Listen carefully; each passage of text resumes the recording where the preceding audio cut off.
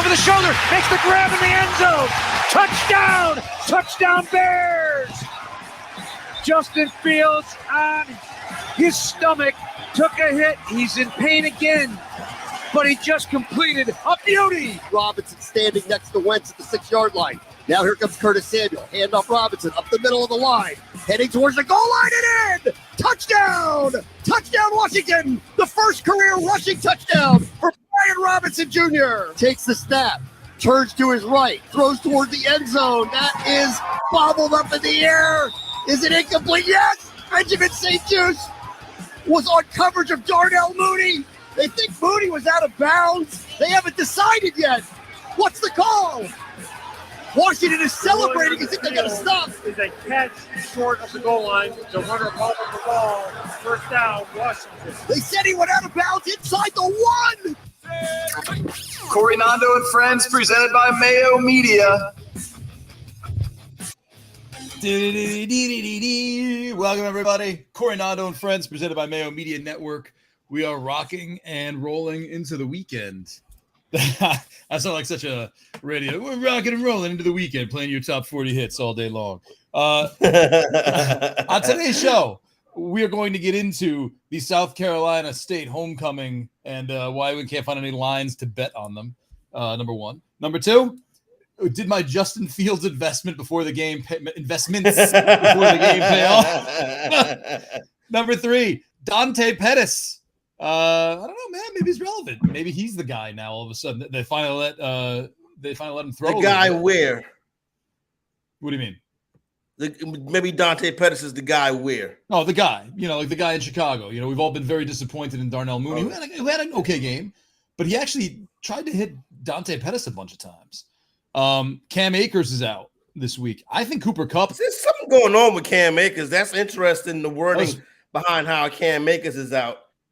Yesterday, when they asked about it, I was reading Jordan Rodriguez's Twitter feed, and she'd said that she noticed that he wasn't there in practice, but then later on, McVay said it was like a personal day. So I don't know. I don't know how did they word the actual him being out? They was like they working through some things with Cam Akers right now. So it sounds like if it's a personal thing, it might be something with the team. It's very interesting. The Cam Akers thing has been a disaster so far this season. A lot of people in on Cam Akers, including myself, not going good right now. So that's what I'll say about that. What else you got, Nando? What else we working on today? And then I think we hit the lines, and we're going to double check the parlays that we made and see if we want to make any tweaks to our $3 parlays. Yeah, we made to tweak those parlays, and we trying to use $3, spend $3 to win $300,000. You know what I'm saying? That's how we rolling. Yeah, that's we're not doing that. Yeah, I'm not trying to go from $3 to $360. You know what I'm saying? I'm not trying to bet 3 and win $290, Mr. minus 110. You know what I'm saying? You're not watching the show where we pride ourselves on our 53.6% winning percentage. No. We take swings. We take swings. Now, don't get me wrong. I'm gonna give everybody an AT. I give you an ATS winner almost every time on this show. I gave you the Commanders last night. ATS winner. Bang. Take that. NBA season coming. It's going to be winners after winners after winners. But sometimes, that's Mr. 110. I give you that. But then sometimes it's going to be some, it's going to be some take a swing for the fence. I think I was trying to think of a way we could word that to make it like a cool mantra of the show, but we'll get on that. Okay. We'll get on that. Thanks, we're Misters plus 5947. That's us. With your random parlay number. Yeah. Jay Lynn filling up the chat right now with the inactives. Freiermuth is out is actually Pat Freiermuth being out is not we don't like that. We're gonna take a quick break. I'll be right back after I fix 7 of my teams. I'm about to say we're taking a break already. This is new. Let me tell you, man. I got Pat Freiermuth on a team that's doing a good team of mine, and there's garbage. Pat Freiermuth is currently starting because Kyle Pitts. Well, I guess I just slide Kyle Pitts back, and he's still got the Q next to him. At least. Because Kyle Pitts is a fallacy. That's why. Yeah. That's why Pat is starting. Oh, come on, man. He's a fallacy. Let me tell you who's available. If you care. I don't know if anyone cares, but I'm sure a lot of people might be struggling with this now. Pat Freiermuth is out for you as well. If you go by the CBS I don't like doing the projections on CBS. There's something weird about those, but Cameron Brate, Mo Alley Cox, Bates, Parkinson, Johnson, Disley. Disley's Adam Troutman, who I don't know. He's got Andy Dalton. Maybe that'll change his fortunes a little bit.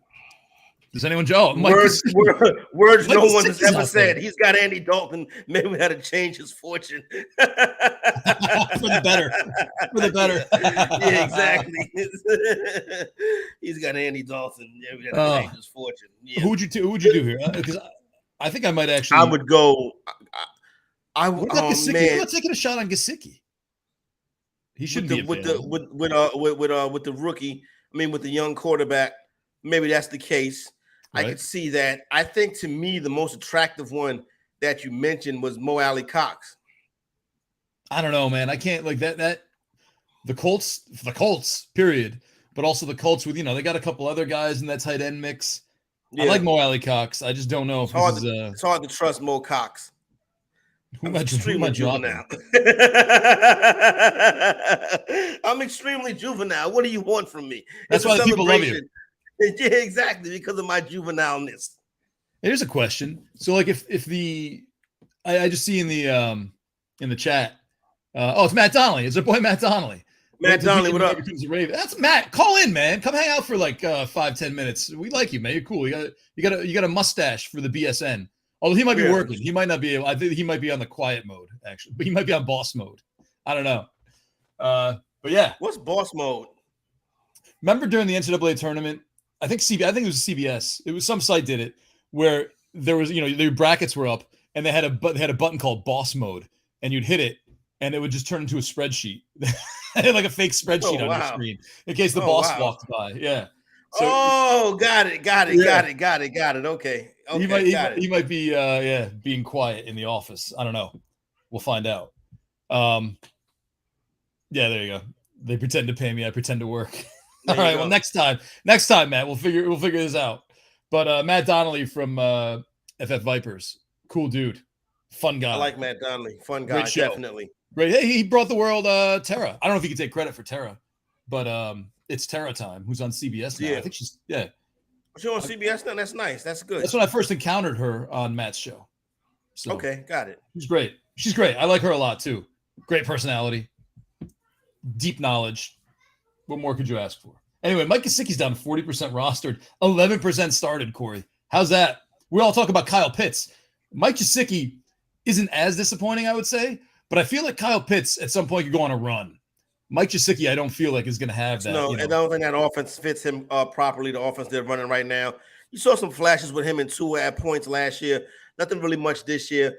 Could be a situation where the backup quarterback comes in and maybe he sees some work. Definitely if Teddy B was playing, I would have liked that a little bit more better, but it's tough. Tight end. Well, we discussed tight end, for a little while, for the past couple of weeks now, Nando. Yeah. And tight end is a place where it's barren out there on those tight end streets. You know what I'm saying? Ain't nothing really going down out there. It's like it's one of those years where tight ends is a position of tremendous weakness in fantasy football. Maybe that's why offense is down, because the tight ends ain't good no more. But I mean, like, you would think, so you're coming in, you're like, oh, this is the coach from the 49ers. This is the mastermind behind George Kittle coming out of nowhere and becoming this huge star. And then he gets here and you're like, all right. But George Kittle got a skill set where he can create mismatches. I'm not sure Gesicki has that mismatch creating skill set. And Kittle is also a good blocker too. That's a part of the tight end thing people don't understand. You got to be able to block, be an inline tight end, be able to block. Not every offense is fit for a move tight end, which a guy like Kyle Pitts is. You know what I'm saying? Right. Now, right. That's why Kyle Pitts is having this lack of production? I don't think so. I think he's the type of talent you figure out a way to use him. But we drafted him ahead of Mark Andrews. That was a tremendous mistake. That was the biggest mistake of the draft season. Pitts over Mark Andrews. But Mark there's Andrews nothing. The number one wide receiver, the number one pass catcher in the Baltimore Ravens offense. I guess there is stuff. I mean, like, I don't think you could make the case like we all made a humongous mistake by taking him over Andrews. And don't get me wrong, I got a lot of Andrews. Like, Andrews is like, he's Lamar Jackson's guy. You know what you're going to get out of Mark Andrews. There's no reason. Like, if Isaiah likely pops a little bit, it's not going to be the expense of Andrews. It's probably going to be the expense of someone else. You know, like that was the preseason thinking. But you can't be like Isaiah Pitts. Kyle Pitts is going to suck and like have a huge downturn of a year. because of Marcus Mariota. I mean, like he had the same offensive system in place. It's still Arthur Smith. Arthur Smith knew Mariota from before, and obviously, if you're bringing in a guy who you've known from your coaching days in Tennessee, you're going to be like, he's obviously going to feed our star, who just set, a record. Well, not a record, but was the first guy since Mike Dick to get 1,000 yards in his rookie year from the tight end position. Like there's, I mean, that's like he did something that hasn't been done in half a decade, and we're sitting here like, is he going to get 25 yards this week? It sucks. Yeah, and is he going to get 3 catches this week? It's too much for me. Wake me up when it works. You know what I'm saying? Like, I'm sorry with the Pitts thing. I'm not taking no more stabs on Pitts. Like, oh, Pitts is going to pop. He's so talented. Okay, the year he pops, he won't be on my team. Next year, I'll pick him up. I mean, there's got to be some kind of postmortem where he's like, I was hurt but he wasn't hurt. He's playing. Speaking of which, how about Najee Harris? Yeah, I had no big deal. I've had a metal plate in my shoe for the last 7 weeks. I was saying in preseason, a running back complaining about a foot injury where there's smoke, there's fire. I was saying that, and they would say, oh, no, it's nothing, it's nothing, it's nothing. When a running back has a foot injury and you hear about it, it's something. And now he got to play football with a steel-toe boot on. I think he took the boat. It's off now, right? Like he was announcing it because he no longer has it. Steel-toe boot playing football. It's not going to work like that. You know what I'm saying? That is for construction workers, not for running backs. So do you think the buy low window's closed on Najee Harris? Like now that we know he's had this boot. I wouldn't buy nothing in Pittsburgh, Nando. I wouldn't buy nothing in Pittsburgh. Maybe Primanti Brothers or something like that. Get one of those sandwiches out there. That's the only thing I'm buying in Pittsburgh. That offense is almost as worse as the Bears' offense. Whose fault is that? Is it the offensive coordinator? You know whose fault? They let Ben Roethlisberger hijack the team for so long. Yeah, you know what I'm saying? And I'm coming back. I'm going to play. I don't want to play. I'm going to play. I don't want to play. So when they got into this song and dance with Roethlisberger, they could have been developing the quarterback, but Roethlisberger wanted to be the only guy in the quarterback room that had to say about stuff, even though he was washed up. So there was no natural progression. Now they're playing dudes that stink. You know what I'm saying? I don't want to say Pickett stink. He only 2 games into his career, but we know what Money Mitch Trubisky is. You know what I'm saying? We knew that was going to be a failure. So it's not nobody's fault in Pittsburgh. It's that time where it's time to rebuild. They had a Hall of Fame quarterback for the last 30 years. You don't rebuild. This team is so. I wanted to pull up. Legeza wrote a great article. John Legeza wrote a great article. He writes the future waiver wire. I want to pick up now. Who's going to have a big week 7? And he wrote this whole thing on Kenny Pickett. And he threw these numbers. Hold on, this is behind the paywall, so you're all welcome. Who do they play in week 7? That doesn't matter. That Kenny Pickett is going to have this Justin Fields like performance. Pickett's right. How about we got to get to Justin Fields in a second? I just want to finish this pick. Oh, we can get back to Pickett. I'll leave this open. How about Justin Fields? No, I'm gonna check week 7. Week 7, the Pittsburgh Steelers go on the road to Miami. It might work. Maybe that's it. He's just saying he's got a bunch of hidden stats that are really good, like beneath the surface. He's an accurate thrower, and the advanced stats per playerprofiler.com are beginning to clearly reflect that. A 95.4% catchable pass rate, which is number 1 among QBs. 85.7% pressured catchable pass rate, number 1. 87.5% deep ball catchable pass rate, number 2. 6.9 deep ball accuracy rating, which is number 6. And a 6.8 under pressure accuracy rating, which is number 4. Oh, here we go. The Steelers host the Dolphins in week 7. Miami's given up some of the most yards per drive. Time of possession per drive is 32nd. They're just garbage, basically. I see that. Listen, that's smart. That's advanced analytical analysis that some fantasy people are into. I'm more like, make it tangible. Do it add up the points. Do it add up the wins and losses. Can I trust to back you on the point spread when you're the quarterback? All of this, he's second in yards per depth after 18-yard throws on a Sunday afternoon and a 4 p.m. Eastern time start. That's not tangible. That don't make no sense to me. To me, that's just words like calculus. I don't know what that's talking about. Can I bet on you? No. There you go. Well, look, he's got Chase Claypool. I mean, he's got really good receivers. Wait Chase a minute. Claypool's. Jalen says Julio Jones is doubtful on Sunday. Jalen, Oh, he's no, been get out of doubtful. here. Come on, He's been you're doubtful the whole year, Jalen. We Yeah, don't need. his He's entire done. Jalen, career, it's over. Jalen. It's over. He'll go play one game You're next year, and we ain't gonna see him no more. Jalen's on timeout. You're on timeout for 5 minutes. No more Julio Jones updates. We knew Julio Jones wasn't gonna make it past the week. Give us something useful. Julio Jones. What do we Julio not Jones pay you is for, doubtful. Jalen? Yeah. Bird But Baby- back to but Nando, I need tangibles. Give me tangibles. Give me Kenny Pickett. Once you see the 8-0 tangibles, against the spread. you can't pick him up. Once you see the tangibles, they're done. He's gone. Man. Okay. Like I if he has understand that, like, so you got to get in this and be like, all right, well, here's some things that maybe make him worthwhile. Like this is maybe actionable. I don't know. I tend to agree with Legeza. I like his numbers that he throws out. I watched Pickett. Like I watched him against the Jets when he came in. I'm like, wow, this guy just gave the team a spark. Like this is. I know he threw interceptions. And a lot of when Baker Mayfield took over on Thursday Night Football, he gave the team a spark, and now he's in Carolina on the bench. So all that comes and goes. So, but he didn't have those receivers. He didn't have Najee Harris, Jalen Warren. You could even say. I mean, I know Freiermuth is out, but like. That's a good receiving core, man. That's Deontay Johnson. He can't get. He got. Listen, it takes a while for a rookie quarterback to get rolling. It takes a while for a second-year quarterback. You know what I'm saying? So we see a lot of young quarterbacks playing poorly. We see a lot of veteran quarterbacks playing poorly. I'm not saying Pickett is playing poorly, but what do you expect from Pickett? You know what I'm saying? Like, let's be realistic on him. Like if Pickett is worthy of a start in a 12-team league, it's because of volume. It's because of volume. 240. He's throwing the ball 40, 50 times a game. That's it. Not because he's going to be an accurate down the field. He's not going to turn into Geno Smith overnight. 246, 2 touchdowns, 42 rushing yards. Pickett ran for 42 yards one game this year. Maybe 32 rushing yards. Let's say that. Oh, that's what I'm saying. Right there, if you can do that. Oh, okay. That's what I'm asking for. No, that's a lot of things I'm asking for too. Doesn't necessarily mean I'm getting them. Now, all right, 246, 1 touchdown, 32, 1 rushing touchdown. Is that okay for you? Or do you need those 2 passing touchdowns? Is 3 the magic number? Passing touchdown. I'll take 1 pack. I can do that.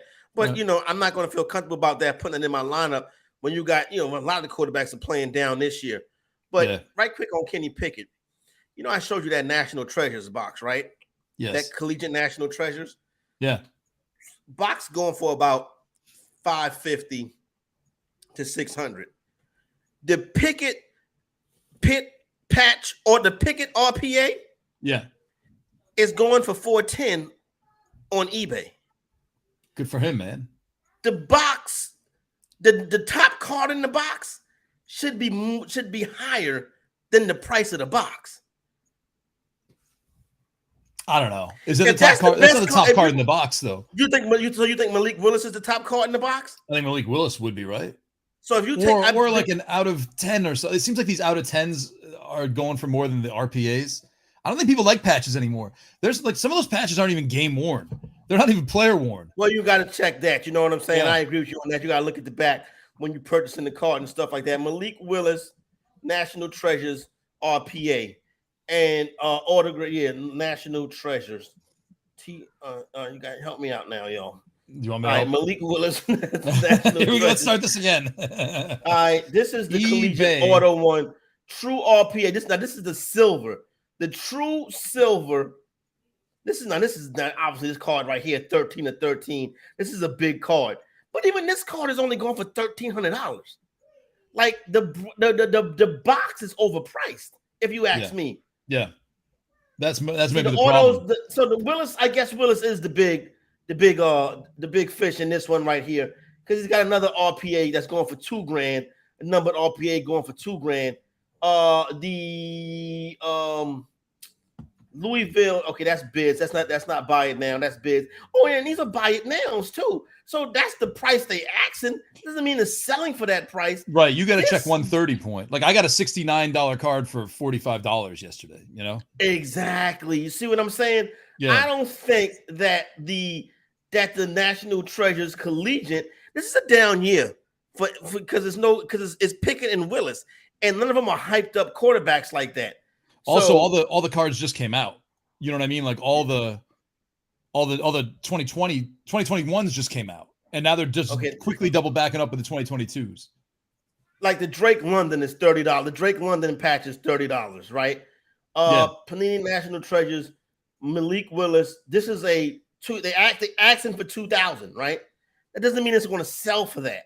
I don't know how you check to see if any of what these have sold for. Well, you can go to I'm go checking out 130 point right now. Okay, yeah, go ahead. But you got to remind me what we're looking for again. We're looking for Malik Willis National Treasures RPA. 130point.com. I highly recommend this site. It's awesome. I check it. I know there's a way you can do it on eBay, but what? I never heard of that before. This is news to me. Yeah, 130. I don't know what 130 point means, but whatever. Okay, Malik Willis. That's probably the dimensions of the card. Yeah. National Treasures.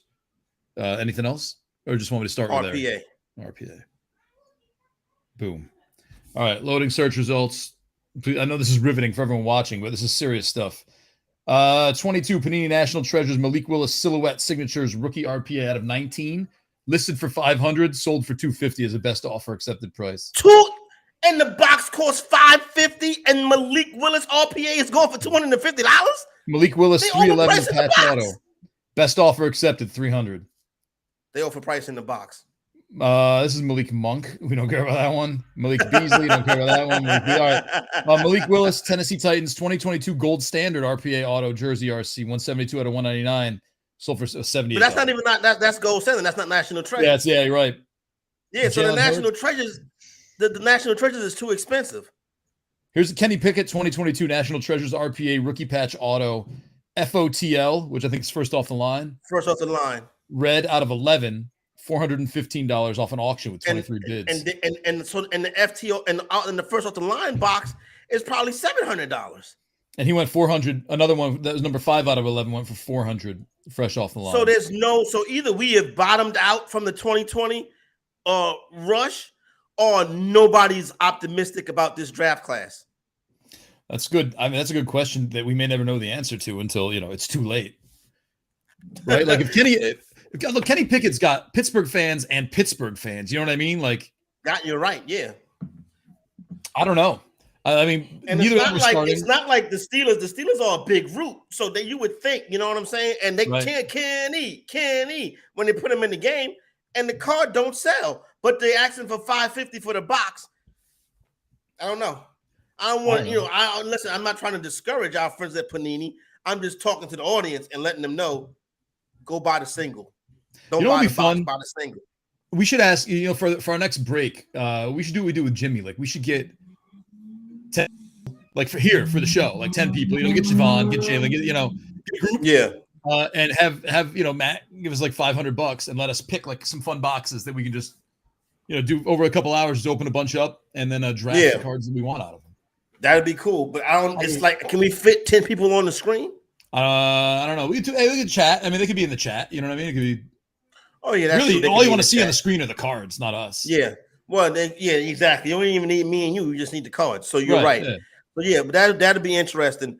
But yeah, there is.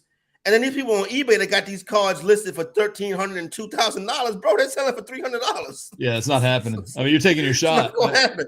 Yeah, I mean, I get taking your shot because you don't know, and somebody might hop on with a lot of bread and don't know no better. But if you go to 130 point and you see that these cards are selling for less than half the price of the box, come on now, you can't pull the wool over my eyes. Now if you get a box and you got Pickett and Willis in it, then you got you're saying you got a 4-leaf clover. You know what I mean? But good luck with that. What's the box? What's the guarantee? Like, what do you get? Like one auto, one rookie, one RPA, 6 hits per box kind of thing? It's like it was. I think it might only be 6 or 7 cards in the box, something like that. All right. But it's like an auto, and you might maybe an auto and 2 RPAs or something like that. So that's the specs. I would have to look that up to be certain on that. Now you could get lucky and get a box with, you know what I'm saying, a lot of good stuff in it. But I noticed that the other night when I was checking eBay, because I was considering, because I like the way that Kenny Pickett looked, and I think Malik Willis could be something moving forward. And I agree. I'm looking at the price of the box, and then I'm looking at the price of the cards, and I'm like, it's not adding up. So what are you going to do? Buy the cards? Forget about the box, man. Buy the card. See, here's the thing. Only reason why I'm looking at the collegiate stuff is because I'm gonna turn that side of the room over there into like a collegiate studio, right? Nice.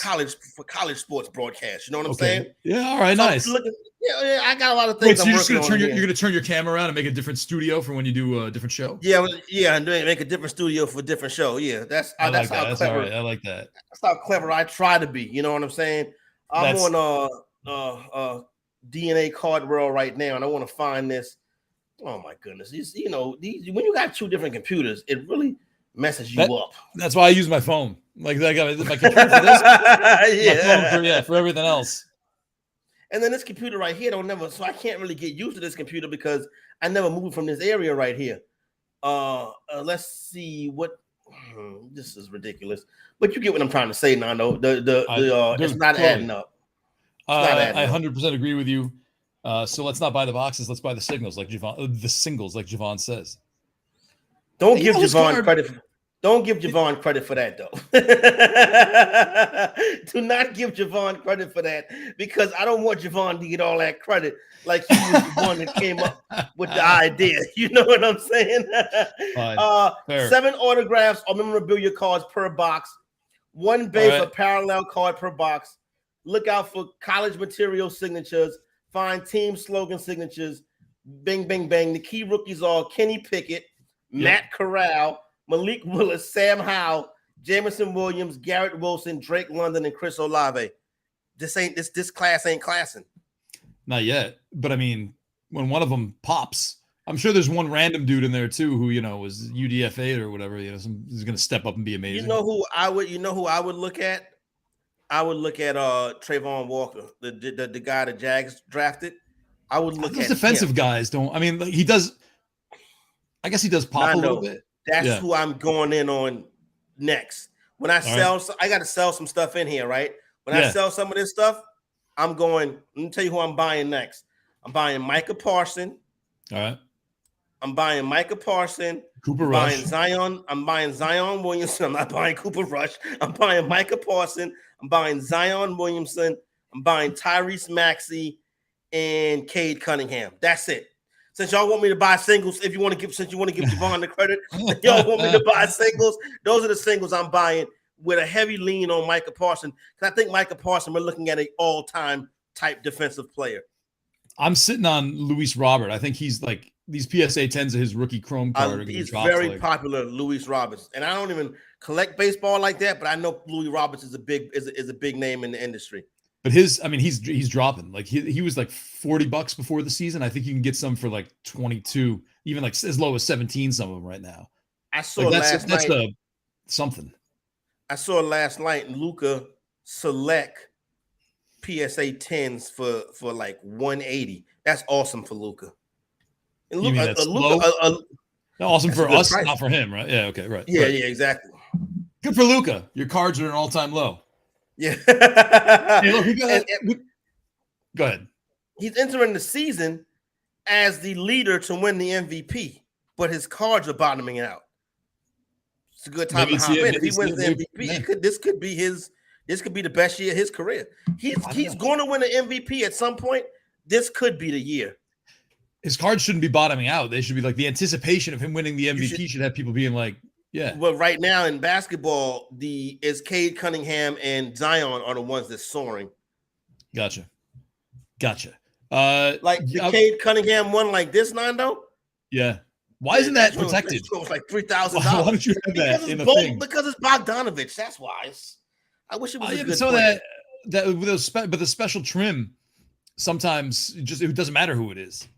Yeah, that's true too. That could be the case. Like Domrus made those for baseball, like those out of 19 emojis in 2020 with the mask, and they made it out of 19 for COVID-19, which is questionable. Yeah, but I mean, like, I feel what you're saying, but the border is just a masked emoji, all over the place. I mean, even like dudes who aren't like, I got not Corbin Burns, who's the Guardians guy, Shane Bieber. I got Shane Bieber out of 19. Oh, speaking of Shane Bieber, what's the score of the Yankee game? Oh, we should find out. It was one of I don't know. Bieber pitching today? Let's take a break and find out.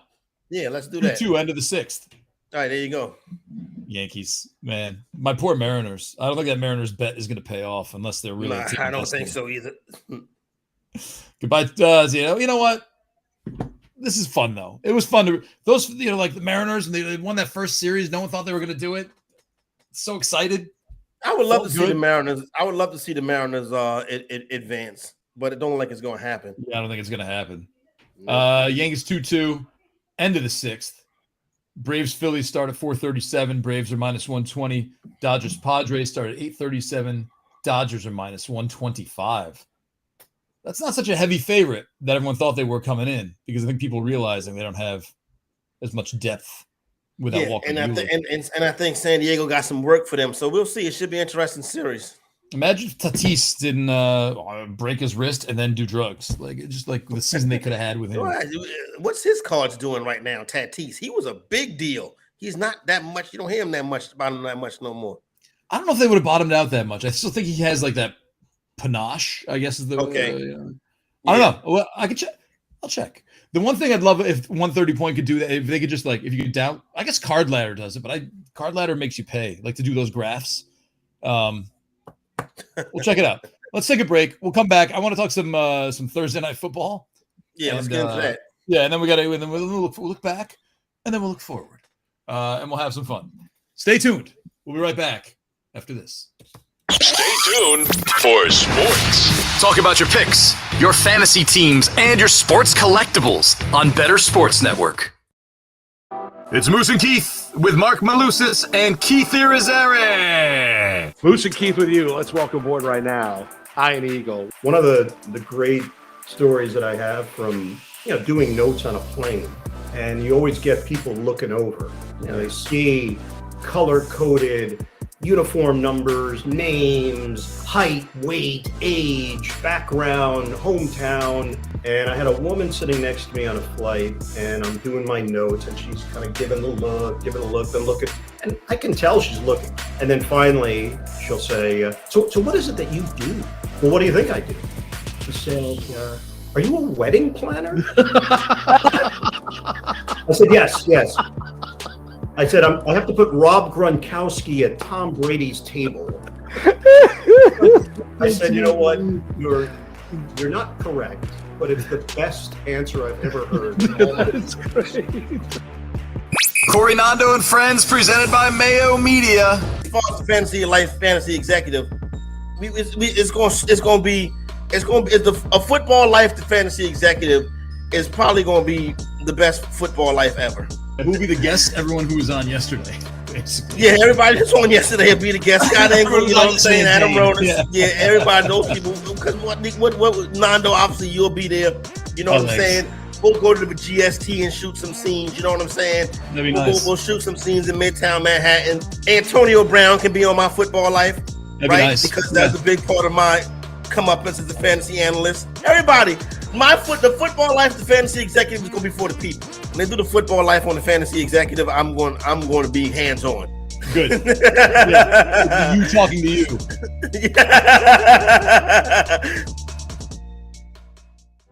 Lunch Money with Kyle and Ray, presented by FantasyGuru.com. Cheetos or Doritos? I truly love both. Cool Ranch Doritos. Oh. I grew up on Cheetos. I was a big Chester Cheetah guy.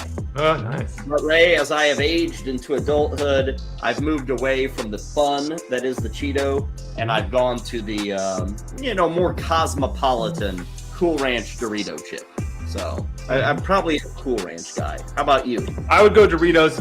I don't like Cool Ranch. The traditional, original, regular, whatever it is really good. But my favorite's actually Sweet Chili, the purple bag. Oh, delicious. It's fantastic. Yeah. The one that sucks, and I think we can all agree on this one, taco. Yeah. I know a lot of things, and I'm perfect at a lot of things. My Dorito trivia is a little shaky. Okay. A little shaky. But I think taco is the first flavor.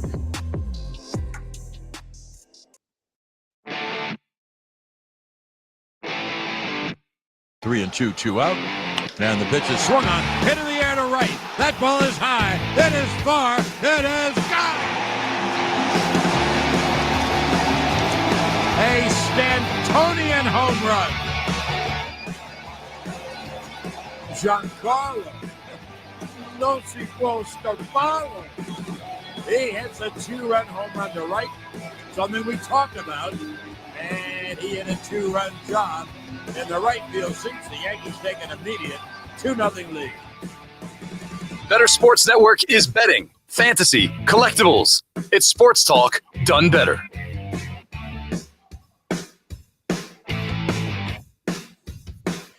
Welcome back, everybody.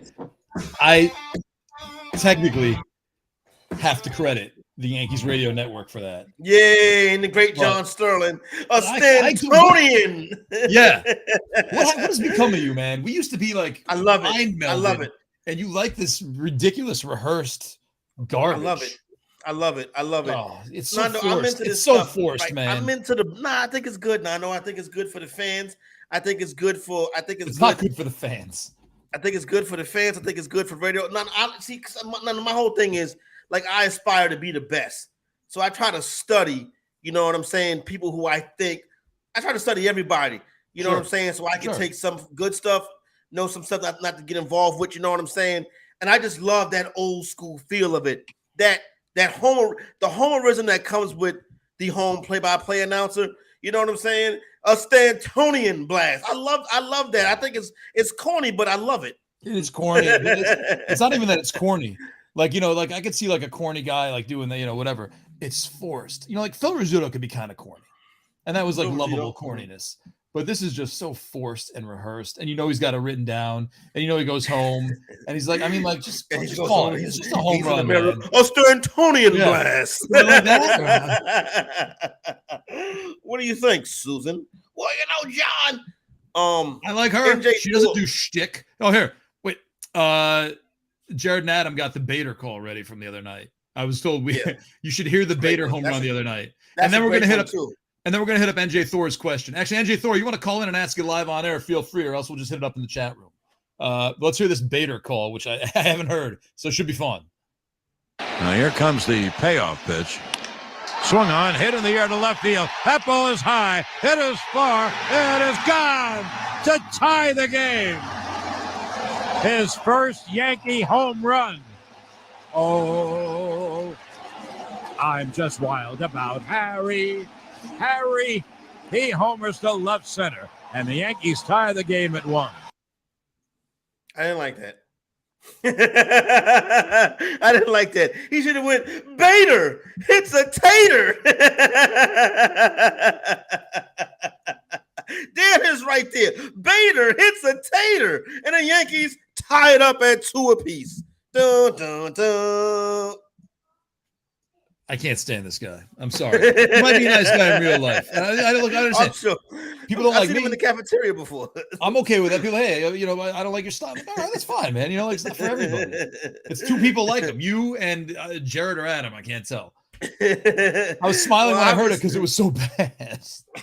Well, like, yeah, you know how to push my buttons. Nobody's gotten rid of him yet, so there you go. NJ Thor, if you like I said, if you call in if you want to, and then you could if you call in, we'll take time and we'll go over your whole team. That's the advantage of calling in. Yeah. If you call in with your question, right? Follow us. Not only will we go over your whole team, we'll also pray over the team too. You know what I'm saying? We'll give our thoughts and prayers for the team as well. We'll put hands on the team and bless the team if you call in live. In the chat room, we'll just answer your question. We're not praying over the teams in the chat room. And then you can debate us if you want to too, and lose like Javon did yesterday. Christian Watson is out for Sunday. I had to put Christian Watson in the lineup. That means I got to pick somebody up before I head out to Orangeburg. You know what I'm saying? Because tonight in the NFF season, last night you could pick people up. Oh yeah, right. Because of Fab, there's no free for all. You could be in a lot of trouble if some weird like. So look,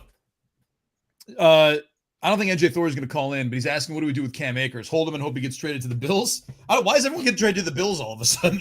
They got some good running backs. I said the Bills are supposed to be looking for a running back, even though they got Jimmy Cook. And Singletary and Zach Moss. Yeah, I don't know. But I guess they was in on McCaffrey. But the Carolina I would call and ask too, wouldn't you? Like, hey, is McCaffrey around? You know, what's happening? That's not fair to Steve Wilkes, though. You see what I'm saying? Like, you want to give Steve Wilkes the opportunity to win the job. You can't have him coaching left-handed. So I can understand them moving on from Robbie Ray because he's a donut. But if I'm Wilkes and they move McCaffrey, I'm like, well, I don't have nothing to work with now. You know what I'm saying?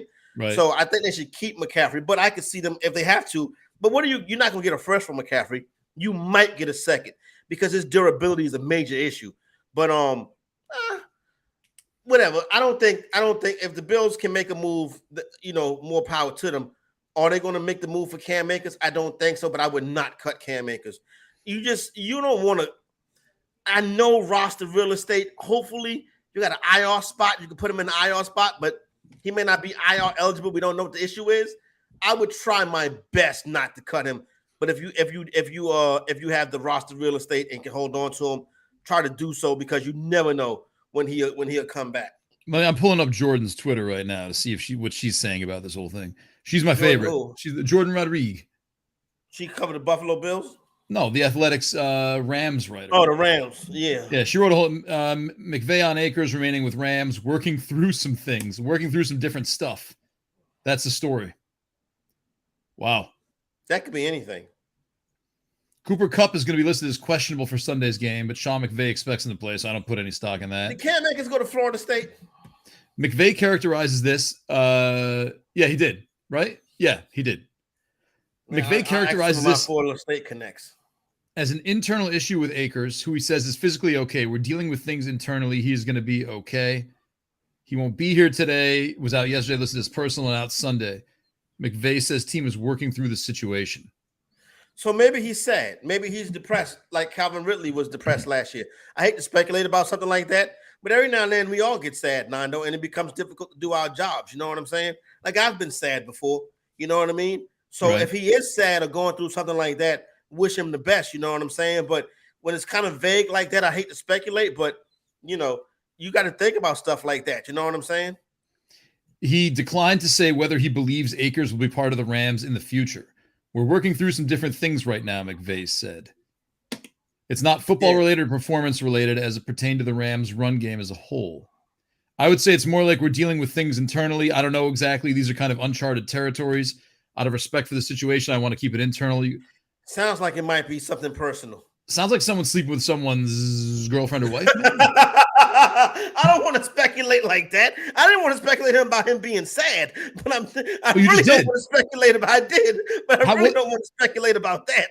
What's an uncharted? How is this an uncharted territory if it's anything else? You know what I mean? Like uncharted that a guy doesn't like how he's, his situation. That's one thing, but like, I don't know. It just sounds like to me the way McVay worded it, uncharted territory.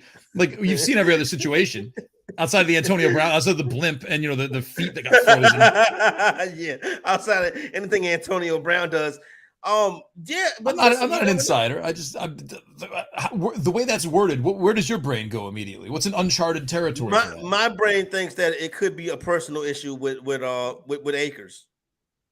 Like something like just we shouldn't even be speculating on. Maybe something we shouldn't be speculating on. All right, then let's not speculate. It's funny if someone's sleeping with someone's girlfriend on the team. That's pop culture funny. But if there's something else, that's not. Hey, that ain't so funny if somebody start throwing hands. You know what I'm saying? Yeah, I guess you're right. So who have we had situations like this with before? Wasn't Jason Kidd and Jimmy Jackson? I think they was both dating Tony Braxton at the same time. These things with these groupies and such a 90s thing. That's a real 90s thing. It's got to be somebody more relevant than that. You know what I'm saying? Look, this is out in LA. I mean, you don't know. You got to be careful. Here's the thing, right?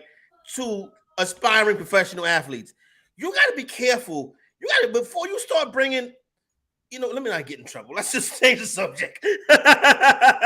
Let's talk about what's going to happen. Fellas, you can't bring everybody to the locker room. Certain people, you got to keep them away from the rest of the team. How's Malcolm Brown still on this team? That's crazy. All right, so I guess we're going to see a lot of, you know what? One would assume that it would be a Darrell Henderson game, but I get it was like that time they played the Giants when Malcolm Brown suddenly got, all the snaps. And after Darrell Henderson had remember he had like a 130-yard game and then a 120-yard game? Like finally, Darrell Henderson, this is the breakout. And then just out of nowhere is Malcolm Brown running the ball all the time and Henderson barely playing. Yeah. I wouldn't be surprised if that was the case at all. It sounds like Henderson, but you never know these running back situations. But I would start Henderson comfortably, and then we'll pick up the pieces after that. You got to hurt Cooper Kupp, who's got a problem with his foot, which is not. I mean, like that's pushing, that's pivoting, that's turning. I don't know if he's going to play, man. I don't think he's going to play. To be a successful wide receiver, you need to have your feet. Did he practice at all this week? He practiced limited yesterday, and they say they're going to tag him questionable officially for the game. So he's going to be a GTD. No, that's tough right there. Cooper well, they didn't go so far as to say that, but I think they know he's not going to play, and they're just saying maybe he will. Yo, this is our win one for the Gipper. We could not be asking for better circumstances right now, Corey. For our win one for the Gipper game. You mean cover one for the Gipper? I think this is going to be win one for the Gipper at this point. You got their star. The only guy who's catching passes hurt. Their starting running back out very vaguely. Yeah, this could be a win-one for the Gipper. Steve Wilkes comes in, you're fired, like Vince McMahon. And you know what I'm saying? You're the new head coach. You're the new quarterback. Steve Wilkes is waiting for this moment. Oh, I want to see if this line has changed at all. With the it's still minus 10. It's still minus 10. We lost the hook, so the line is moving in our direction. This could be cover one for the Gipper. And they don't know how to defend PJ Walker. At 375 on BetMGM. Yeah, maybe win one for the Gipper / cover one for the Gipper. It's only 340 on DraftKings, but we got to go hop over to BetMGM and do another $3 parlay. I think BetMGM is plus 375. How has that line not moved more than Cam Akers? I guess they don't care about Cam Akers. They don't. I mean, do you? You know what line is moving? The Buccaneers and the Steelers is moving and it's steaming towards Tampa Bay. This get up to 10. I'm betting Pittsburgh because Tampa Bay ain't 10 points better than nobody. No, they're kind of they're not clicking. But I guess Pat Freiermuth isn't around, so that makes sense. But Najee Harris doesn't have a steel toe anymore, so that's a lot going on. The good with the bad.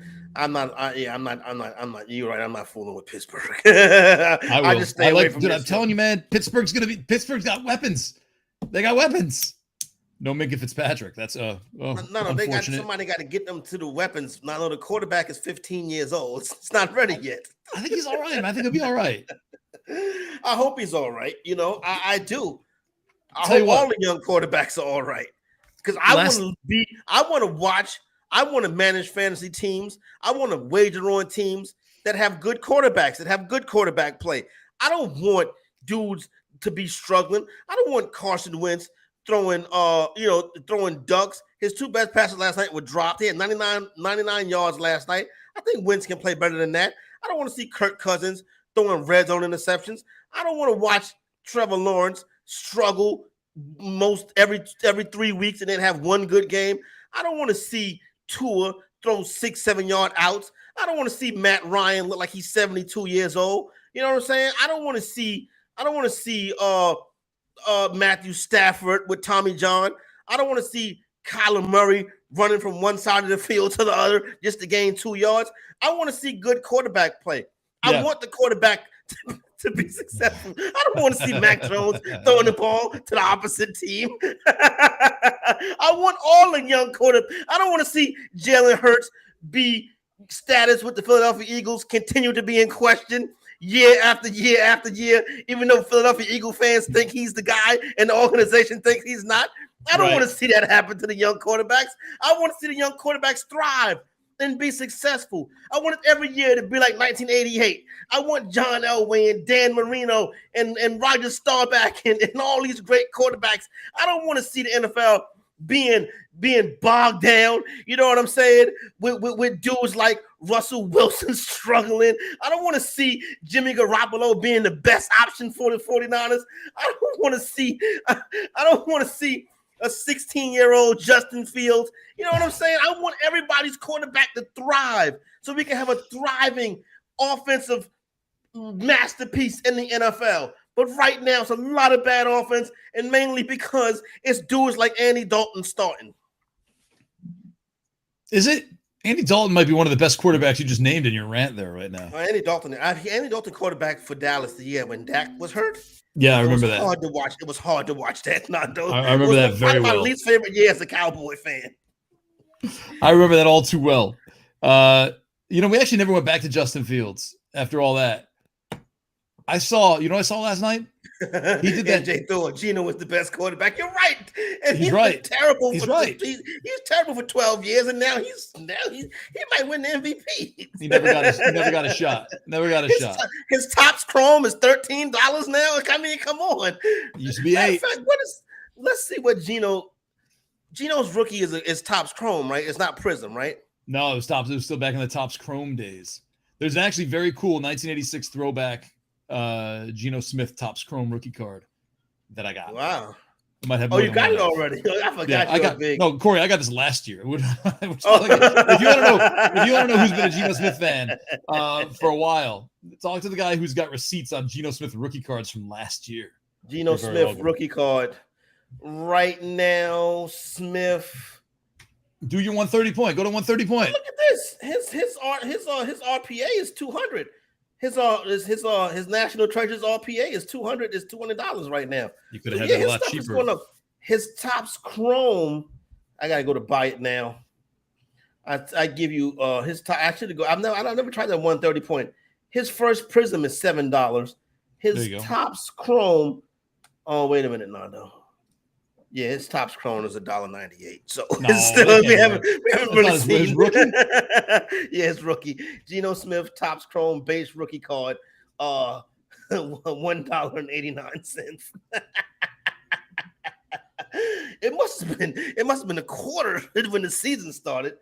Hold on, I'm looking up Geno Smith rookie auto right now. Oh, I put auto in there. Right, I got you. Yeah, you put auto in there. Yeah, come on now. Topps Chrome. Let me throw that in there too and see what happens. Yeah. Like if your quarterback rookie 55. card, if your quarterback rookie card is not worth $15, I don't want to hear nothing about your quarterback. Well, if you want the autograph, they're floating over $100 now. Wow, that actually, hey, Geno Smith rookie card 2013 Topps Chrome, 1986 retro. They're asking for $300. That's probably not that much. Yeah, that's not gonna happen. Let me get auto out of there. See what happens. Geno Smith rookie Topps Chrome. Yeah, you're right. Not that much. It happens. It happens. Get it. It's only $1.89. I want to see how much is 86 throwback though. How much can I buy another? No, you know what? I have 2. I don't need any more. Yeah, I'm about to say, no. What am I going to do with buy no these? more Justin Fields cards? Look, Justin Fields last night had that run. And I think it was third quarter. Maybe that run was fantastic. It was the run. Yeah, we got him almost down. You know, like very like. And I looked at him like that's kind of like Justin Fields did his progressions, nothing there. Line was collapsing on him. He's like, oh, screw it, I'm just going to run. You know, that's what I do. And it seemed like broken plays. That was his game. You know, like that was the moment where he's like, this is what I should have been doing all along. Like, let me just get creative here and do my thing. And it feels like it broke him open a little bit. You know what I mean? Like it feels like it loosened him up maybe or something. He got beat up pretty bad last night. Oh, dude, he got killed. He had a couple of bad throws last night. But listen, for the overall scale of 1 to 10, I think Fields was probably a 6.5 last night. I'm happy he did it like with everybody's undivided attention, you know, not like during red zone, you know, like not on a Sunday, like on a Thursday night, Justin Fields had a good game and good enough where I think people saw like the line was killing him. But why are we like going out of our way to look for positives in Justin Fields' game? Why can't we tell the truth about what our eyes see on the TV? We saw him miss throws. He hit some. We saw him miss throws. But the people that watch him every day in practice don't want him to throw the football. Is that we know that, right? Can we agree on that? Yeah. But why? They did every day. Is it because they're trash, like Juwan said? Maybe it's them. You're right. Maybe it's them. But we're going to keep maybe in this dude until, for everybody, like I said, if everybody that loves Justin Fields so much, do what you did, buy his PSA 10, right? Invest in him. Jock market. You like him? Yeah, jock market. You like him? You like Fields? Jock market. Don't sit up here and sing to me how much you like Fields, but he ain't on none of your fantasy teams. Right. Not even as a backup. Right. If you like him, put some stock into it. Everything that I sit up here and I tell y'all, like when I tell y'all I like the Falcons this week, I'm going to put bread on the Falcons this week. When I tell you I like Mac Jones, you want to see how much Mac Jones I'm getting ready to send to PSA? Like I put my money where my mouth is. I don't want to hear you talking about you like somebody just because. Back it up. If you can't back it up, it goes in one ear and out the other. That's what we do here. We are collectively between the two of us, we have 2 Justin Fields rookie cards. Oh, Javon got a Fields Prism black rookie card. Now, that's a nice one. Right, yeah, that's a nice one right there. I got a black Rondell Moore. It's not rookie. The black Prism is a very nice card. I don't want anything to do. I don't even know why I'm buying football cards. It's like I got hypnotized yesterday on the show. I'm like, yeah, we'll put some offers in. No more. Football cards are garbage, man. How many Justin Fields you bought yesterday? 3? 2. 2, okay. The third one, I mean, look, if you're going to say, like, make me an offer and it's $69 and I make an offer and you come back, well, 65. Like, get out. I mean, the other one I put 69 and the guy's like, how about 45? There we go. Or I'm sorry, 50. Definitely. Okay, cool. And the SGC I got for 40, which was listed at 50, I think. I put in an offer for 40. SGC's underrated, man. People are SGC 10s are hard to get. Like, I get, like, if you don't want an SGC 8 or whatever, SGC 10s are not easy. They're not easy to get. Yeah, but we got to get the hobby has to adjust to that. And do you want to be the one that starts that trend? Like, I'm cool. I'm getting ready to send some stuff to them. You know what I mean? But some, like, not my Mac Jones stuff though. My Mac Jones stuff is going to PSA. I understand that. That's prestigious. But SGCs, man, like, you're getting good values, and then you can always just crack it open and send it to PSA and see what happens. I'm like, they're 19. I mean, you're only at, like, it's another $19. You're taking a shot. Although if it goes, like, if they come back as like a PSA 9, I think I'd rather have the SGC 10. I mean, I know I would rather have the SGC 10. Let's skip around to some games. Sure. Oh wait, no, I'm sorry. Going forward, Corey, I just want to put a bow on this game from last night. Brian Robinson got his touchdown. He's back. Yeah, let's talk about this. He's a starter. I mean, he's going to win comeback player of the year. You might as well get, like, as long as it's plus money, you might as well get in there for Brian Robinson comeback player of the year. Although Geno Smith has kind of entered the chat, but I don't know. Geno Smith is definitely in the chat. Here's what I'll say about the Brian Robinson. Why is he starting over Gibson? To me, Gibson is the better player. Me too. Maybe even Javon agrees with us on this. Like, Gibson is clearly a better player than Brian Robinson Jr. He runs the ball better. He's more explosive. He's a better pass catcher. I don't understand why they wanted Robinson to be the guy. But then again, I look at their head coach, and then I get it's going to be some mistakes made. You know what I'm saying? But I think Antonio Gibson should be the guy. I think Robinson's a decent player.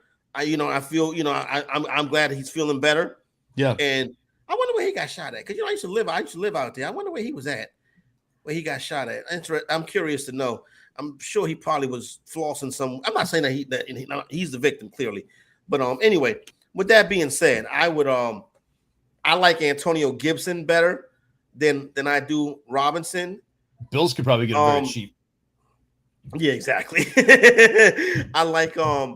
I think Wentz was terrible last night, but he did have 2 touchdown passes dropped on him. I think about late in the second quarter, you saw Washington's offensive line start to take over and dominate the game, and that's a good reason why they won. I thought Fields had moments last night. Like I said, I give him a 6.5. I think the Bears, Mooney, and that other guy, I can't think of his name right now. Dante Pettis Jr.? Talented. No, not him. Cole Kmet? No, And N'Keal Harry? V something. Oh, Velus Jones Jr. Velus Jones, yeah, Velus Jones. I thought he played well, but so this narrative that Fields don't have weapons, forget it. I'm not buying it. No, let's not. He's got talent. I don't know if he has weapons. He's got talent. He's got people around him to help him play, and he should be the weapon. He was the one that drafted the 3rd pick overall or whatever. He should be the weapon. They drafted him to be the weapon. Exactly. So let him run. Let him throw. He should be the weapon.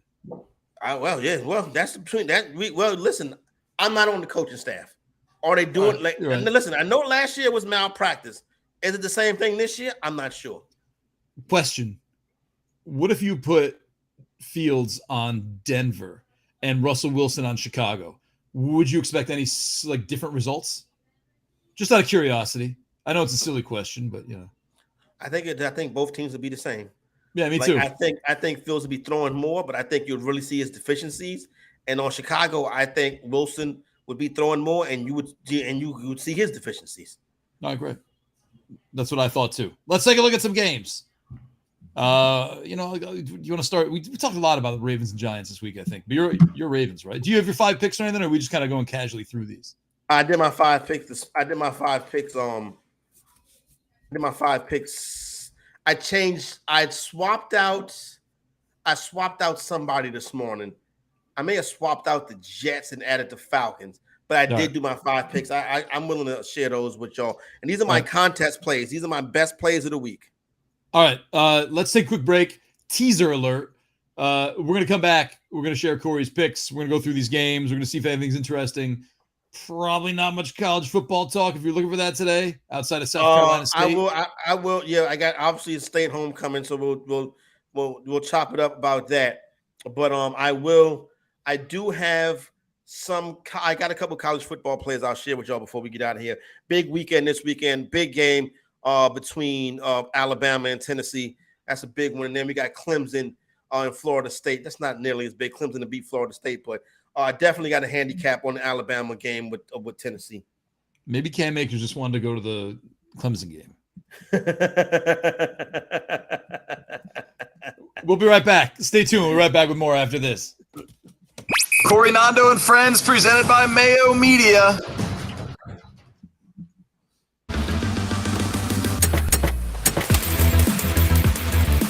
I'm Pat Mayo of the Mayo Media Network and the Pat Mayo Experience audio podcast. 2 things which you should subscribe to. I'm also the presenting sponsor of Bettor Sports Network's 3 to 5 p.m. Eastern weekday live block. So you should always tune into that. But what I want to talk about today is daily fantasy strategy and how you can leverage tools in order to both win, but understand what other people are doing, because creating leverage in daily fantasy is about the number one thing you can do if you want to get to the top of the leaderboard. So I'm going to walk through some of the tools that we have at runthesims.com in order to help guide you beyond what the tools actually provide, considering it's a lineup builder, it's an optimizer, it has projections. There's all of that stuff at Run the Sims, but it can also tell us a little bit of a different story. So right now, runthesims.com is already up there. It has NASCAR, it has F1, UFC coming soon, but NFL is the bread and butter of everything. And you're going to get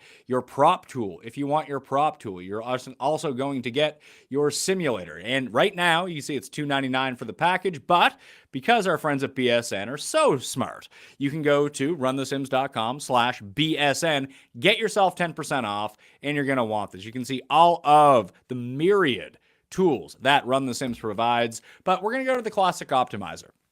And we're going to show you how you can create leverage in your lineup without doing anything. We're going to make it the main slate of games because, I mean, if you want to run projections for every game, you can use the entire full slate of everything. And you can pick whatever operator that you want. Well, for this example, we use DraftKings. So all the stock projections are in there. You can play around with them any way you want, game by game, player by player. But if you generate lineups and you're someone who plays both tournaments and cash games, this is important because the optimal lineups will show you who the most common players are going to be in double ups, 50-50s, and head-to-heads, and what those lineups are going to look like, because optimal lineups are all going to be very similar. So Jalen Hurts or Daniel Jones at quarterback. You're going to have a lot of Antonio Gibson, Jonathan Taylor, Alvin Kamara, and Travis Etienne. And I'm not saying don't play these guys, but all you really need to do is pick a pivot point somewhere, and all of a sudden you can make your team especially different, especially in higher stakes and single entry double ups and cash games if you really want to go that way.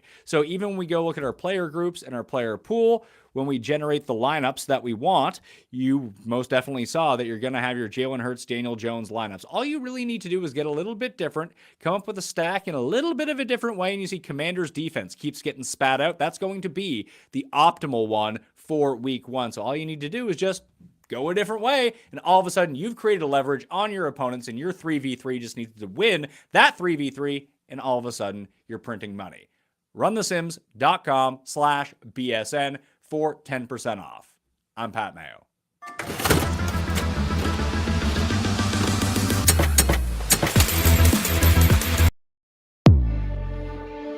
Snap. Josh handles it. Back to throw. Pocket collapsing. Fires a deep one downfield looking for Gabe Davis. Makes the catch at midfield. He's going to sail into the end zone. Gabe Davis at the 20, at the 10. Touchdown. Holy mackerel. 98 yards. Touchdown. Gabe Davis on 3rd and 10 at their own 2. That's a way to start. Holy mackerel. First down and goal to go up the 1. They're going to throw it. Near side it is. Oh, touchdown. Kansas City, Travis Kelce, 1, 2, 3, 4 touchdown receptions. Bettor Sports Network is betting, fantasy, collectibles. It's sports talk done better.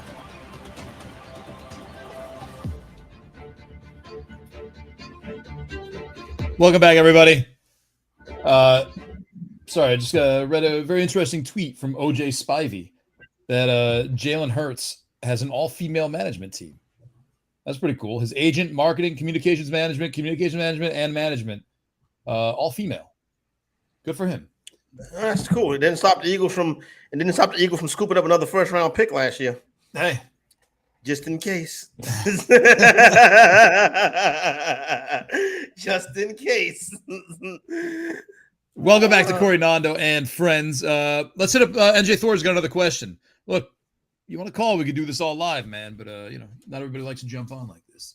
Got Jacobs on bye this week. Should I start Hunt or Etienne? Both are horrible. You know how like Pat Mayo says Etienne? He really puts the Canadian spin on it, on that commercial. Not commercial, on the timeout that we play. Maybe because that's Etienne. Maybe Creole and Canadian is the same. That's a lot of people say that. Creole and Canadian are exactly the same. A lot of Tony Chacherays up in Canada. Both are horrible. I don't think they're horrible options, actually. I think Hunter and Etienne are actually pretty good options. That's a hard choice to make.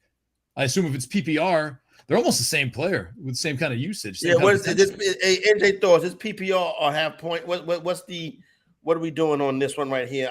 I'll give you. I have a little start sit thing. I'm not going to tell you all about. You know what I'm saying? It's my secret weapon. Okay. I'll check it for you though. I'll check it for NJ Thor. What a guy! Yeah, we don't even know NJ Thor. We're helping him out. There it is. PPR. PPR Hunt or Etienne. What do Jake's rankings say? Oh yeah, you could check Jake's rankings. I was just kidding. I was making fun of your secret weapon. That's you know what? I'll do that though. Let me check Jake Seeley's rankings. Coming right up. Give me 1 second to find it. Man, this Cam Akers thing. I just want to glue myself to latest tweets about Cam Akers to see exactly what's going on. This is amazing. All right, Jake Seeley's rankings. Let's go. Yeah, well, I wish we could figure out what exactly was the case with that right here. I will tell you. Well, no, I mean, I can't see you coming back to the Rams after this. Although Kyler Murray scrubbed his Instagram, so my secret weapon says to go with Kareem Hunt. There's a rumble in the Bronx. What they fighting in the boogie down? What's going on? Is there a fight in the Yankee game? Just get in the game so there's a rumble in the Bronx. Oh man, the scoring position went out. All right, let's go. Hopefully for the New York Yankees, our team. We root for the Yankees. Jake Seeley has Hunt 2 spots ahead of Travis Etienne. There you go. And it's actually Hunt is 1 lower. He's 25. ECR has him at 24. And Etienne is at 27 in Jake's ranks. ECR has him at 28. So yeah. So I think a consensus of fantasy analysts are going with Kareem Hunt in that situation this week versus the New England Patriots. Looking for some of that work out the backfield. He could score a touchdown. I think it's a little bit closer than that, but I don't mind playing either play. I think they finish around with the same points, to be honest with you. Is Etienne, what's he going to look like at the end of the year? Is he going to be like 600 rushing, 600 receiving, like 6 touchdowns, like 5 touchdowns? You want to see Etienne get in the end zone more. You want to see him close the door when 8 touchdowns. And one of the game when the Jaguars won, he did the door closing work, and he ran well between the tackles. Now, the thing about it is, he's not scoring, so you want to see that take place more. And he doesn't look as explosive as he did in college. Now, with that being the case, this is the profession. This is the NFL. You know what I'm saying? Right. But I would remain patient and optimistic on Mr. Etienne. His brother played for Florida, right? Trevor Etienne. Didn't know. That's not that weird. I don't know college football, but that sounds weirdly familiar to me for some reason. Was it a long time ago? Is he much younger? Now. Oh, he played now. He played for University of Florida now. Never mind. But you know what's funny? Like I remember, and this is a weird story.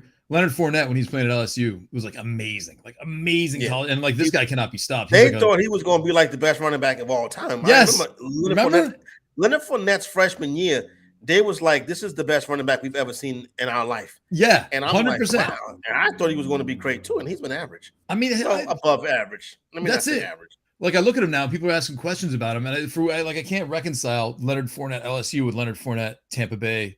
You know what I mean? Like I'm like, how is that the same guy? That's weird. The carries at LSU. Yeah, got to the carries at LSU. The carries. He may have hit his ceiling at LSU, but can you imagine your ceiling being 18, 19? That's sad, but I guess he got his. I mean, he's making his money. He's Tampa Bay. Well, yeah, it worked out. Yeah, exactly. I've had some trade questions, from friends about a lot of them involved Leonard Fournette. Actually, I wonder if he's one of the most traded players in fantasy right now. Maybe check and see.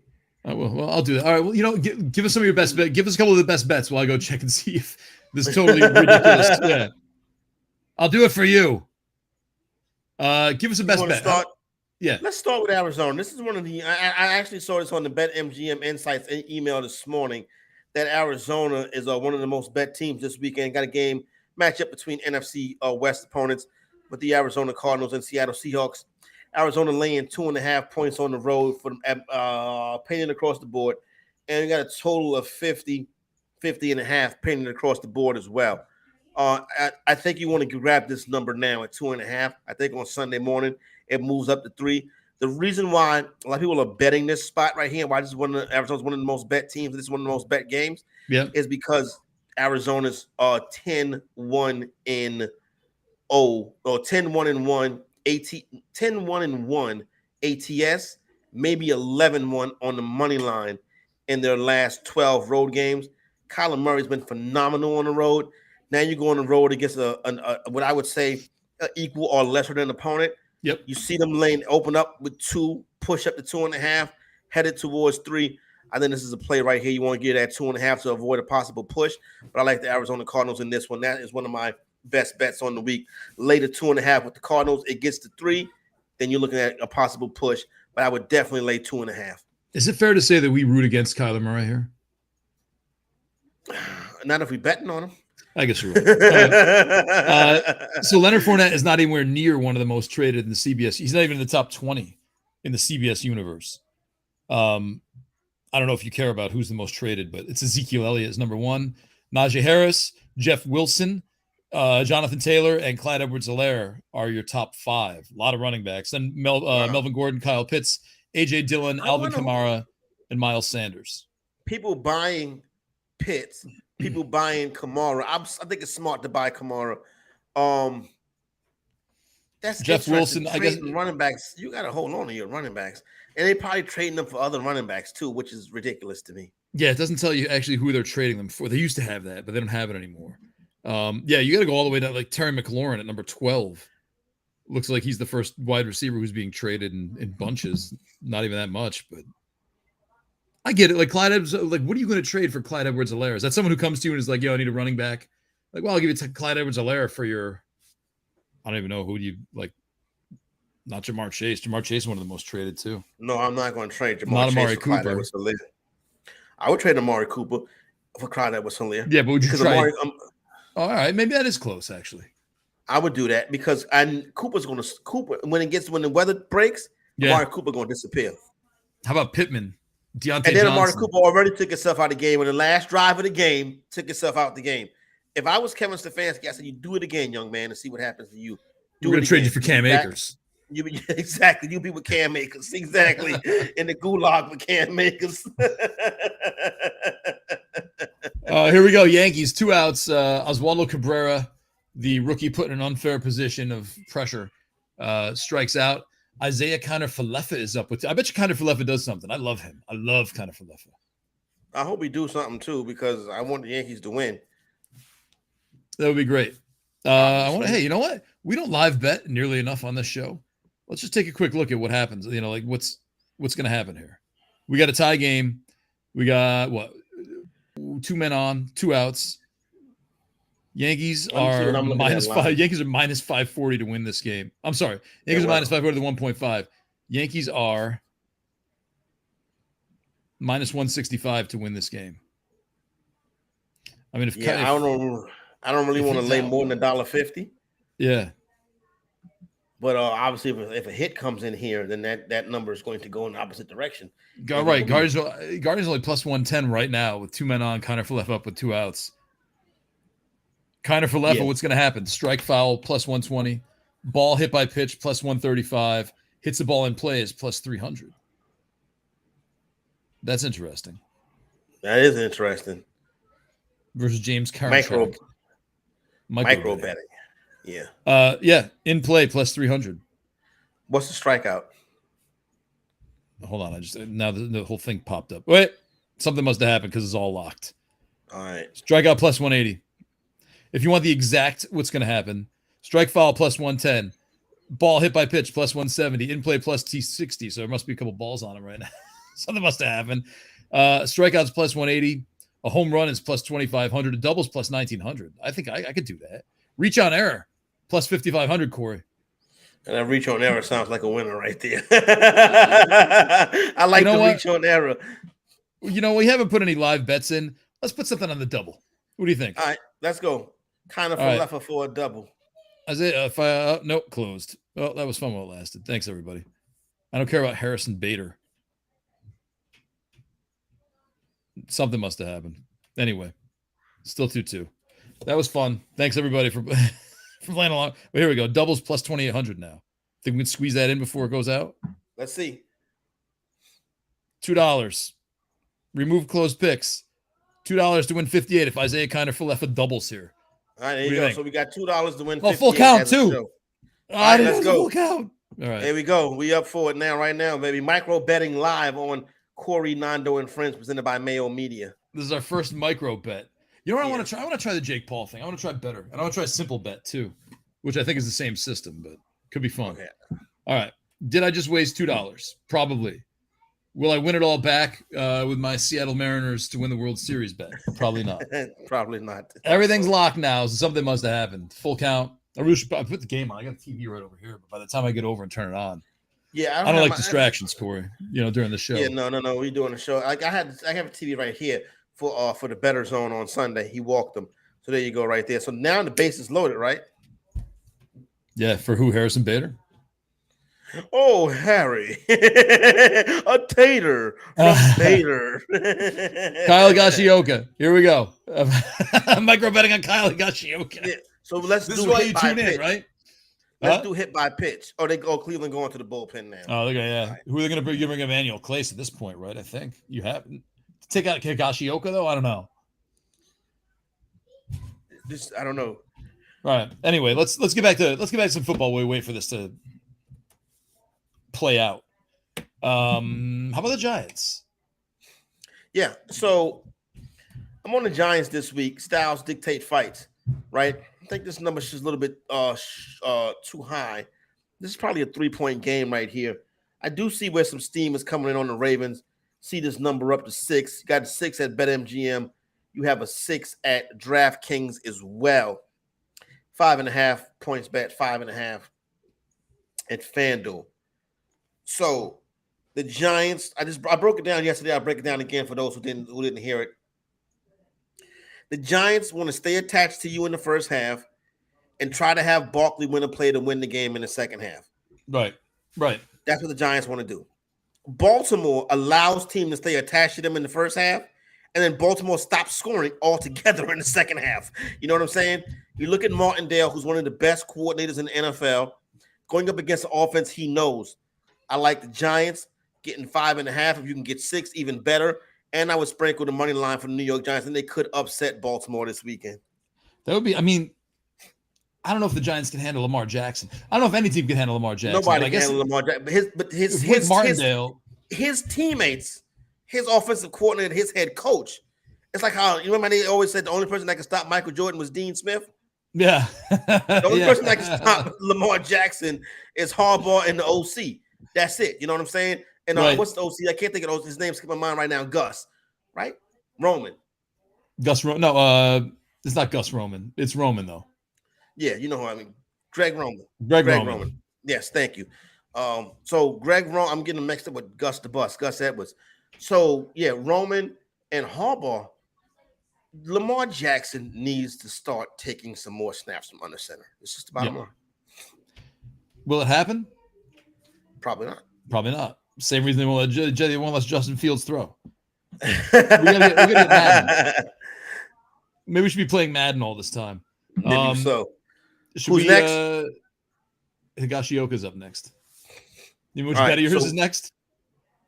What's up? Let's go to Indy. I mean, are you talking about who's up to bat for the Yankees, or do you mean who's your next bet? So I would go. So for okay, let's talk micro betting the Yankee game. I would go hit by pitch with Higashioka. Why with Clace? Clace is like the. Do you think this would be like Graze him? Oh, he don't throw. Clace don't throw inside, nothing like that. Like he can't hit him by pitch. Clace is just really good and precise. All right, so you probably not hit by pitch. Then. The Guardians at a plus 145. Something bad must be happening because they went from 180 to 145 between your Giants at the start of your Giants rant and the end of it. Maybe because that dude is coming in. Clace versus Higashioka. Let's go walk. What's the walk? What's the price on the walk? Let me pull this up. Micro betting. Let's see. Plate appearance. Nando and friends. It's already off the board, man. They're already on to Aaron Judge, Harrison Bader, Aaron Judge, Harrison Bader. Nah, nothing. Sorry, man. Higashioka's not even up here anymore. Let's refresh and see if anything happens. Nope. And the Guardians are plus 115 now, so can't be good. I like just watching this blind. Hey, what's going on in the Yankees game? I don't know, man. Oh, here we go. Get in the game. 1-0, 1-1. All right. Yeah, so let's go to the next one. So while we're doing this, while we're waiting, let's go. Let's go to the next everything's football locked game. again. So I gave you Cardinals. I gave you Giants. Let's talk about the Indianapolis Colts. I know it's tough to keep Miles coming Straw. back and It's forth. over. He's out. Sorry, go ahead. What? I mean, he's got to be. They're already on to Miles Straw on here on DraftKings and Austin Hedges. Something bad must have happened, and everyone's watching the old feed or something. Yeah. All right. Yeah. He lined up the third. All right, bet. So there you go, right there. All right, let's go to the situation this weekend with the Indianapolis Colts, who, for the most part, have they've done well. The game earlier this season versus the Jaguars didn't really go good. But listen, I think this Colt team, no matter what happens, right? Even with the early start, this team still, the O-line stinks, but they get Taylor back this week and help them run in the football. I mean, they weren't great with him. I think those Jaguar wins, including this one over the Colts, I think that overvalued Jacksonville, right? And I think that this is a spot where Jacksonville is going to be a trendy underdog because everybody feels optimism about the Jaguars and everybody feels pessimistic about the Colts. Yep. The Jaguars are going to come in here. I think it'll be a close game. I think it'll be a tough game. But I like Indianapolis to lay the 2.5 successfully in this one. This is a get-back spot right here. Now, Jacksonville wins the games in Jacksonville. Indianapolis tends to win the games in Indianapolis. So I think this is a good spot right here. Jacksonville has 2 straight wins over Indianapolis. I think this is a good bounce back spot at home for the Colts. I like the Colts to get the victory and successfully the known right here. Give me the Indianapolis Colts -2. That's one of the best bets this week.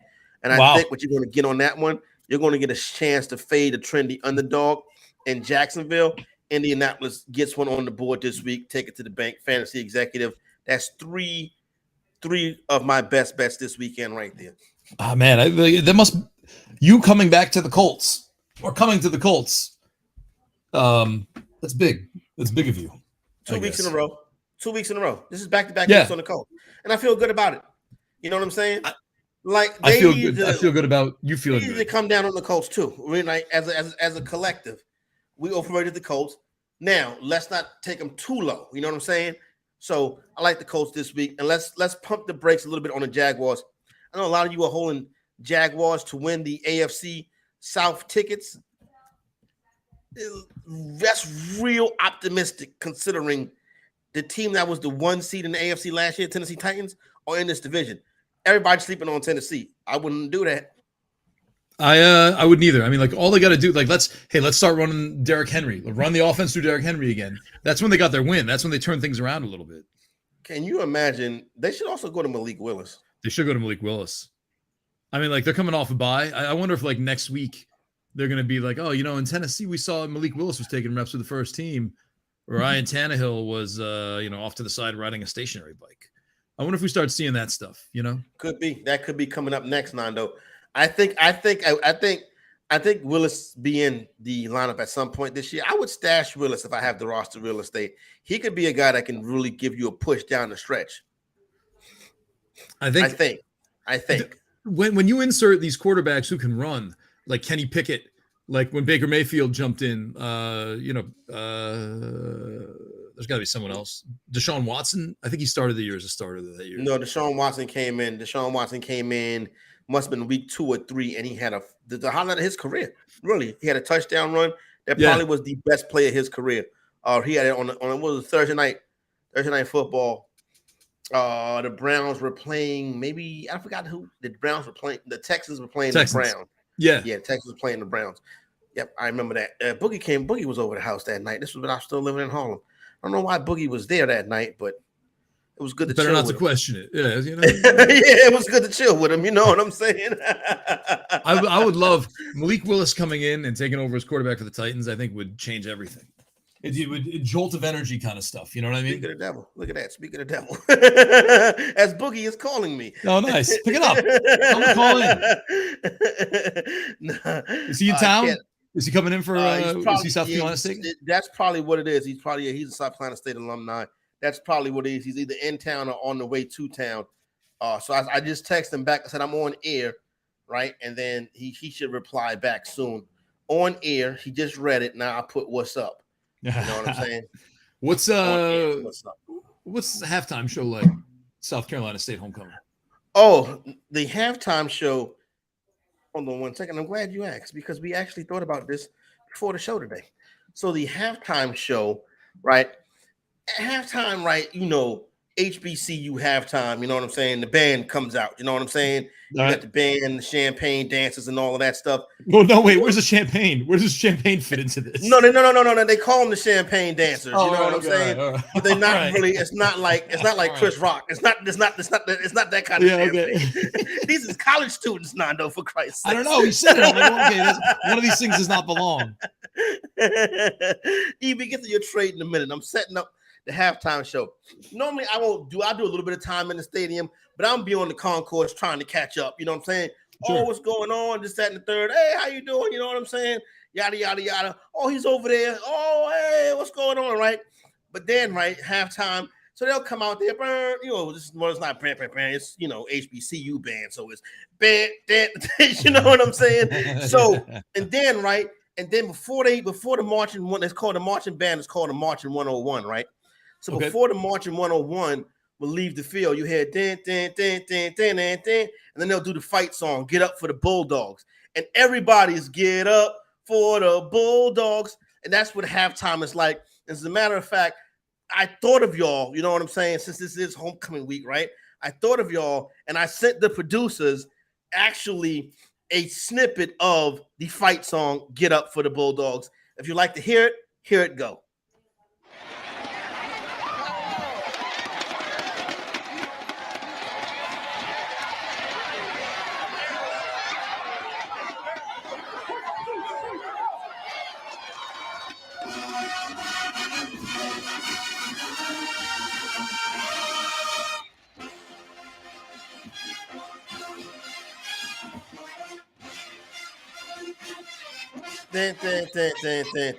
Get up for the Bulldogs.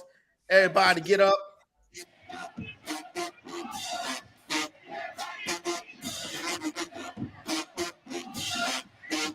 Everybody get up. Get up for the Bulldogs. Everybody get up.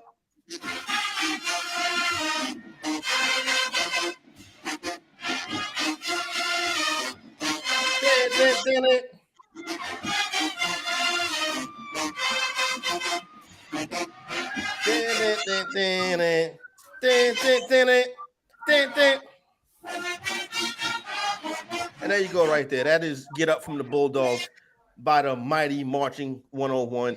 So that'll be like halftime, and then they'll have like the champagne dancers, the cheerleaders, and then, the drum major and all of that. Yeah, it is pretty cool live. Get up for the Bulldog part, but it's better at a night game when it's not 700 degrees on the field. You know what I'm saying? Well, that's why you stay in the concourse. Yeah, that's why you stay in the concourse. So that's why you wait for the Celebration Bowl. Hopefully, then you're inside the confines of a dome, controlled temperature. But in the Orangeburg sun, get up for the Bulldogs can be like, all right, let's go back. You know what I'm saying? Does your offshore book have an SC state line? No, they don't yet. I looked this morning and they didn't. I'll check draft. That would be in the extra games. You have to go to extra games for that because college football has an extra game session. You'll find it there. They play in Virginia Lynchburg, and I know Virginia Lynchburg has not had a line on them all season long. You know what I'm saying? If there was a line, it would probably be double digits, even though it hasn't looked that great so far this year. But we still got time to make it to the Celebration Bowl. I got nothing here, man. I put in South C, and it's already there are no game lines for your search. Yeah, don't worry about it. There's only one extra game. As a matter of fact, there's no extra games listed on my offshore book right now. Carolina, there's Coastal Carolina, there's North Carolina State, there's East Carolina, there's North Carolina. That's it. Yeah, no Coastal. Coastal. We talked about Coastal the other day. You know what I'm saying? Remember? I know you talking about the billionaire. You talking about the billionaire, and then Coastal was on TV that same night, right? Yeah, I think they did. They played that same night on TV. I think Isaiah Likely went to Coastal, didn't he? I think Isaiah Likely did go to Coastal. As a matter of fact, I think I know somebody who knows Isaiah Likely. I'm at that age now where I know people like to go to school. You know what I'm saying? One of my good homegirls, both her daughters go to Coastal. I was trying to get Jaden to go down there, but Jaden was like, "Oh no." Oh, and as far as NFL players, South Carolina State has Darius Leonard and Jacoby Durant from plays as a cornerback for the Rams. He's a rookie, and then South Carolina State has 4 Hall of Famers: Harry Carson, Deacon Jones, Deacon Jones. I forgot the other 2. Oh boy, are they going to be there? Are they going to be there for homecoming? Is this like everybody comes back for homecoming? A lot of people come back. You probably won't see Harry Carson or Deacon Jones. You never know. They do have Harry Carson, Deacon Jones, a dude that used to play for the Steelers, Mel Motley, and it's somebody else too. I can't skip my names right now, but those are the 2 right there. But I'll check to see. I don't think it's going to be a line on this one right here this week because it's Virginia Lynchburg, who was like the bottom of the FCS. Let me check BetMGM. South Carolina State. South Carolina. Okay, we got at least that far. Do the Gamecocks play this weekend? That's probably who that could be. South Dakota State. No, they're already. I go to the game. On the Gamecast say it's going to be 68 tomorrow. No, it's no line on this game, Nando. Now they go right from South Carolina to South Dakota State. I'm sorry. Yes, different schools, different states, different vibes. Just it shows up. It shows up. He's got a question. He's got a question. I got a trade offer. He wants to get Lockett. Josh Reynolds. Good to go. I feel good about it. I feel great about that. Lockett. I would do that. Yeah, I would do that. I want to have Lockett. Man. Yeah, I want to have Lockett, especially the way that Geno is playing. I wouldn't mind having Lockett. Lockett stands up. He's a good player. I would do that. It's still going to be like DK Metcalf one week, Tyler Lockett the next week, but I mean, like at least you got a shot. I think Josh Reynolds is just going to, his ceiling. They got other mouths to feed there, whereas in Seattle it's Lockett and DK Metcalf, and they're letting Geno Smith throw. So, which is not a Justin Fields joke. It's they wouldn't let him throw a lot last year when he came in relief for Russell Wilson. Harry Carson, Deacon Jones, Marion Motley, and Donnie Shell. Those are the 4 Hall of Famers. It's quite the collection of 2 names I don't know and 2 names I do. Yeah. The 2 names you do know are legendary names. Yeah, that's great. Do they have like their numbers up on the yeah, they got they got a little wall ring of honor. Harry Carson, Deacon Jones. They got them people up there. They got a Harry Carson. They got like a little Harry Carson monument in the student center, which is pretty like a statue of the man, or like it's like a bust. Like a bust and like a painting or something like that. You know what I'm saying? It's still pretty good to me though. It's been better people to me. Well, then again, I never seen Harry Carson play college football, so I can't say that. Who's the guy we were talking about the other day who has a statue of him in downtown Tuscaloosa. Deontay Wilder. Yeah, Deontay Wilder. You know, Yeah, people get statues. It's just what it is. Yeah, exactly. Yeah. You know, I'm not against it. You know, they had some decent basketball players over the years too, but nobody who made it that far. Oh, can't all do it, you know. Roderick Blakeney may have been like the MVP of the G League years ago. Maybe something like that could have been true. That's Right. about it, really. Justin Henry would know. Justin Henry knows everything. I know. He was good yesterday. Justin Henry. I don't like him being a 49er fan, but everything else was good though. You know what I'm saying? Solid. You know what I mean? I don't like him being a Laker fan either. We never met him before. That was the first time we met him. Was live on air. That was kind of fun. He fit in well as one of our friends. Yeah, I think he does a good job as being a friend. Thank you for being a friend. Din, din, din, din. What do you say we take a break? We'll come back. We'll slam dunk the rest of the show. Let's do it. In a good way. We got a couple more picks to go. Yeah, we got some more football stuff to go. We got some notes. Stay tuned. We'll be right back after this. Make bets and follow your fantasy team while you buy, sell, and trade collectibles in real time. Only on Bettor Sports Network. Lunch Money with Kyle and Ray. Weekdays at noon Eastern, presented by FantasyGuru.com. Right now, Ray, it is Cooper Kupp and nothing with this offense. There goes Kupp. Needs a block. Gets it. 30, 20, 10, 5. Touchdown, Cooper Kupp. And Kupp, to his credit, still gets his. But, Ray, it's almost like this offense is so fixated on Cooper Kupp that nothing else. We can all complain about Stafford and the numbers, Ray, but the dude is getting murdered. Like, there's no way he's making it to week 10 at this pace right now. Am I a Stafford backer? Yes. Did I think his arm was going to be fine? Yes. Has his arm been fine? Absolutely. His arm's totally fine. The elbow issue that we were all concerned about is not a thing. However, everything else is a massive concern. As much as I have to support at Stafford, I have him in a couple leagues. I've supported him when people have asked questions. I'm no longer supporting Stafford. I can't. It has nothing to do with Matt Stafford. He's totally fine. The offense is broken, straight broken. And this offensive line somehow is only 31 out of 32 in pass blocking over at Pro Football Focus. I have no idea how the Titans are worse. They can't even set a pocket. And he's getting hit on every play. There were about 4 times yesterday where it looked like he got knocked out of the game, but he soldiered through it. This offensive line is horrible. The coaching staff and Sean McVay, you guys, you suck. Straight. I mean, you're the Super Bowl champion. This is what you're putting out there. Like, when you're going well, everyone loves you. And we've joked around, if you used a urinal next to Sean McVay once, you have a coaching job in the NFL. Where's Boy Wonder? There's nothing. This offense is horrible. The Playbook with Fensty and Ronis. Weekdays at 5 Eastern. Geno Smith is like a savior right now, which it's a joke. We would have been laughed at if we said, even in week 2, if we said it. And right now, he's playing great football. And Ronan, how much of an idiot am I? I mean, all the shows we were on together, I would repeatedly say, I'm not touching Metcalf, I'm not touching Lockett. Everyone said that. I mean, Metcalf especially, because for a while he was going in that like mid-4th round. Lockett, at least, you could get him at a decent value, the 7th, 8th round towards the end of draft season. But I was still like, I don't trust Geno. I'm not going Metcalf. I'm not going Lockett. I said it 1,000 times, and Geno Smith's been turning heads. I did draft Geno in a super flex best ball league. I think as my 3rd quarterback, but I didn't expect this. I just said, well, he's starting. I thought maybe he might lose the job at some point to Lock, but I'm like, he's starting, so I took him. But this is in for leagues with 6 points for a passing touchdown. Josh Allen is averaging 36.1 points per game. Lamar's at 31.8. Mahomes 28.8. Hurts 27. And then there's a drop off to Goff at 23.8, and that includes his crappy game this week. So Geno's at 8th, 23.5. I mean, it's been pretty bad. Bettor Sports Network is betting, fantasy, collectibles. It's sports talk done better. Thank you for being a friend. Travel down the road and back again. Your heart is true. You're a pal and a confidant. Call, chat, and enter contests in real time. It's Sports Talk 3.0 with Bettor Sports Network.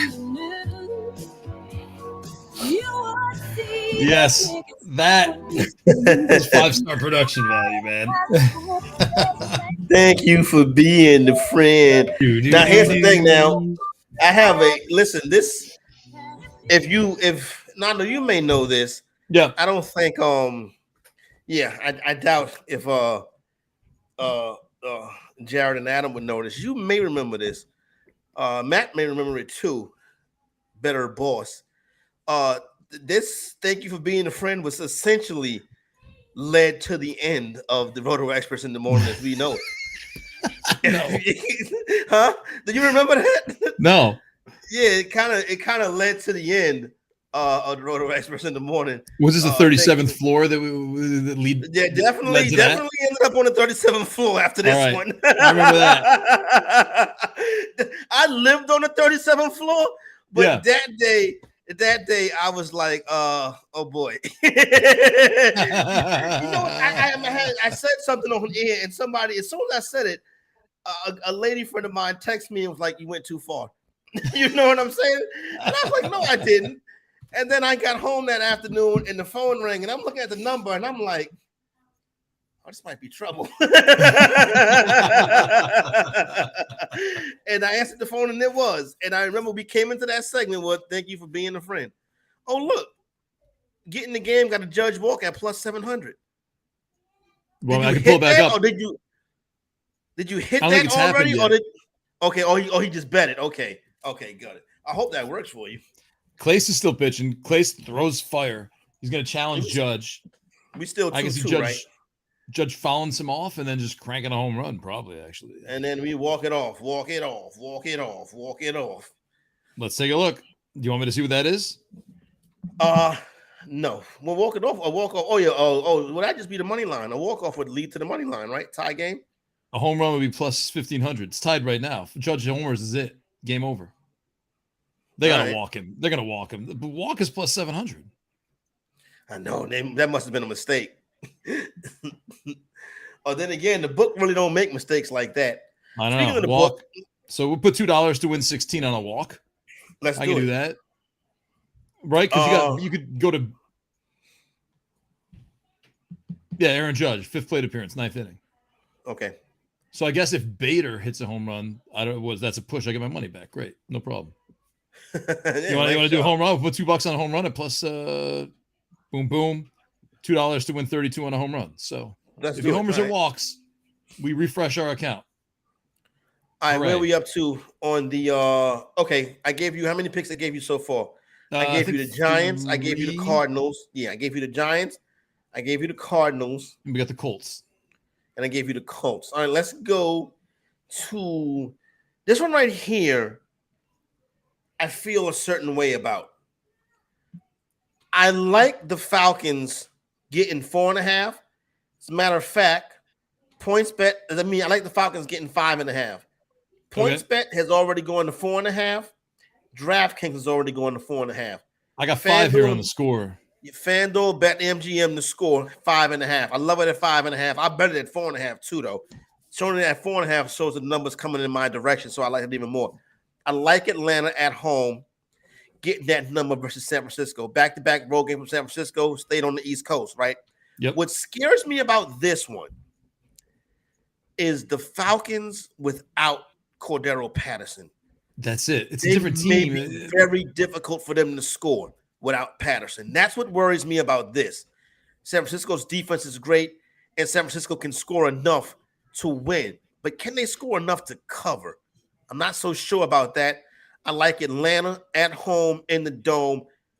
If Atlanta is going to cover and possibly win this game, it's going to be a big game from Tyler Algier. I would play Algier. If you like the Falcons, play Algier in Jock Market. Algier against the 49ers. The Falcons are 2-3, man. The Falcons, they beat the 49ers. They're a 300 team. Or I'm sorry, 500 team with 3 wins. Yeah, exactly. I mean, they were a 7-win team last year. They were 7-10 last year. Exactly. They were supposed to be the worst team in the league coming into the season. They've actually competed well, but that's because they're managing the game. And a part of that managing the game is why fantasy owners are so upset about Pitts' production, because they're not slinging it all over the field. They're punting. You know what? Last night, Washington kicked the field goal. instead of going for it on fourth down. That's one of the reasons why they won that game last night. Another thing, a punt is not a bad play. Sometimes a punt is a very good play. It can change field position. You know what I'm saying? Yeah. And it can cause you from making a stupid play or a ridiculous turnover. So just because a team is punting doesn't mean that team is bad or that offense stinks. Sometimes a punt is a good play. We don't need to go for it on every 4th and 1. Like, we don't need every time we get in the goal line and the drive stalls, kick a field goal. It helped the Commanders last night. It could help your team this week. It could help you cover a spread. So I like Atlanta to cover this number. I think San Francisco wins on the kick at the buzzer. But then again, Atlanta can win on the kick at the buzzer too. You're being very Atlanta was robbed last week. I don't care about analytics. Oh, it's 2-2 on Aaron Judge right now. All right, here we go, baby. A Walker home run. I don't think he's going to strike out against Emmanuel Clase. I don't think that's going to happen. Well, I could be wrong. He been striking out all day. I mean, Bettor struck out. Higashioka struck out, right? I mean, is Clase just going to strike everybody out? No. He's going to challenge Bettor. He's going to challenge Judge, and Judge is either going to hit a bomb or foul a couple off, and then hit a bomb. Walker hit a bomb. Yeah, there's no. I mean, he's not going to double. Aaron Judge going to double off Emmanuel Clase. He's not a slap hitter. He's going to hit it out. He's going to hit it and shit. It is high. It is far. It is gone. Oh, that's why. Aaron Judge. No, you know what? Actually, I hope he strikes out. I hope he strikes out.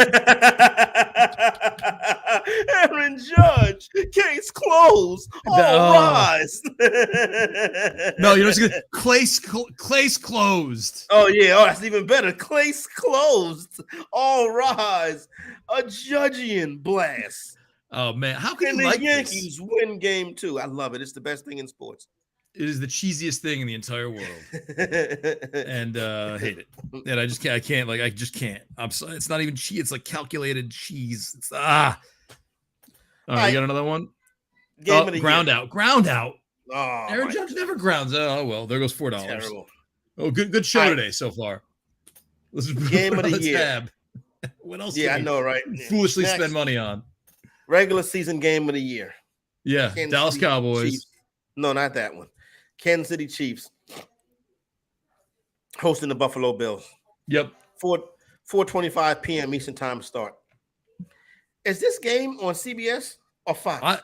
I don't know, man. Like, why is football? 425 is not the marquee game. Yeah, well, it is. It is this week. 425. But I mean, like, that's 425. Football night in the. Well, 425 on Fox is America's Game of the Week. CBS. So now it's on CBS. It's not America's Game of the Week, but that's a Fox thing. And it's not Football Night in America because the Dallas Cowboys play on Football Night in America. So, yeah, CBS must have protected Bills Chiefs. Good job. So here we go. 425. Now, I said it yesterday. I say it again today. This game is going to play out similar to the Bills and the Rams game from week 1. I think the Buffalo Bills are going to come into Kansas City, and it's going to be very hard to stop them. They're probably only going to be able to stop themselves. Yep. I will lay this number easily with the Buffalo Bills. Buffalo Bills, the best team in football right now. We've seen this number go from 2 to 2.5, and now we're seeing 3s. PointsBet has a 3. DraftKings has a 3 right now. You want to lay this at 2.5 as soon as possible, but you can lay it at 3 because I think the Buffalo Bills destroy the Kansas City Chiefs this week. I like Buffalo to win the game by double digits. I would do an alternate spread and lay 6.5. Whoa, with the Buffalo Bills this week. I think Buffalo does a number on Kansas City. Now, that does not mean it's going to happen in the playoffs, but in this regular season game, I like Buffalo to win the game, something around like 31-10, around that area. 31-17, something like that. So I like the under as well. Why don't you tease that up a little higher, right? Buffalo will get to 30, but Kansas City won't get to 20. Let me see. Alternate spread. Hold on. Let me get to the Bills game first, and then do it from there. Because I want to see how high. Like, if you're going to do, I mean, if you're going to think it's 31-10, you might as well go max like out. 50. Yeah, see what the deal is with that. Let's see. TD scores, game lines. We do the passing props. DST squares. Oh, we could do some squares if you'd like. Game parlays, halves, quarters. Come on, man. Just give me the alternate spread, please. I don't know why this is so hard. I gotta be able to say it into my phone. First touchdown score, pass the sorry, man. This is first half, first quarter, second quarter, fourth quarter. No, this is good. Alabama, sorry, Alabama, man. and no, don't worry about it. No, it's all good. Alabama and Tennessee this weekend. Big college football game going down in the Southeastern Conference. Now, one of the things that I have noticed the past 2 seasons with these big time SEC games, regardless of who is the favorite or the underdog, the home team normally covers the spread in these SEC games, particularly these big time SEC games. So now you see Alabama. This number is actually pushed up off the 7 through the 7.5. We're seeing 8. There's some 8.5 on the board right now. So not a lot of people believe in the undefeated Volunteers. This is a big home game in Rocky Top. You know what I'm saying? Shout out to Rocky Top.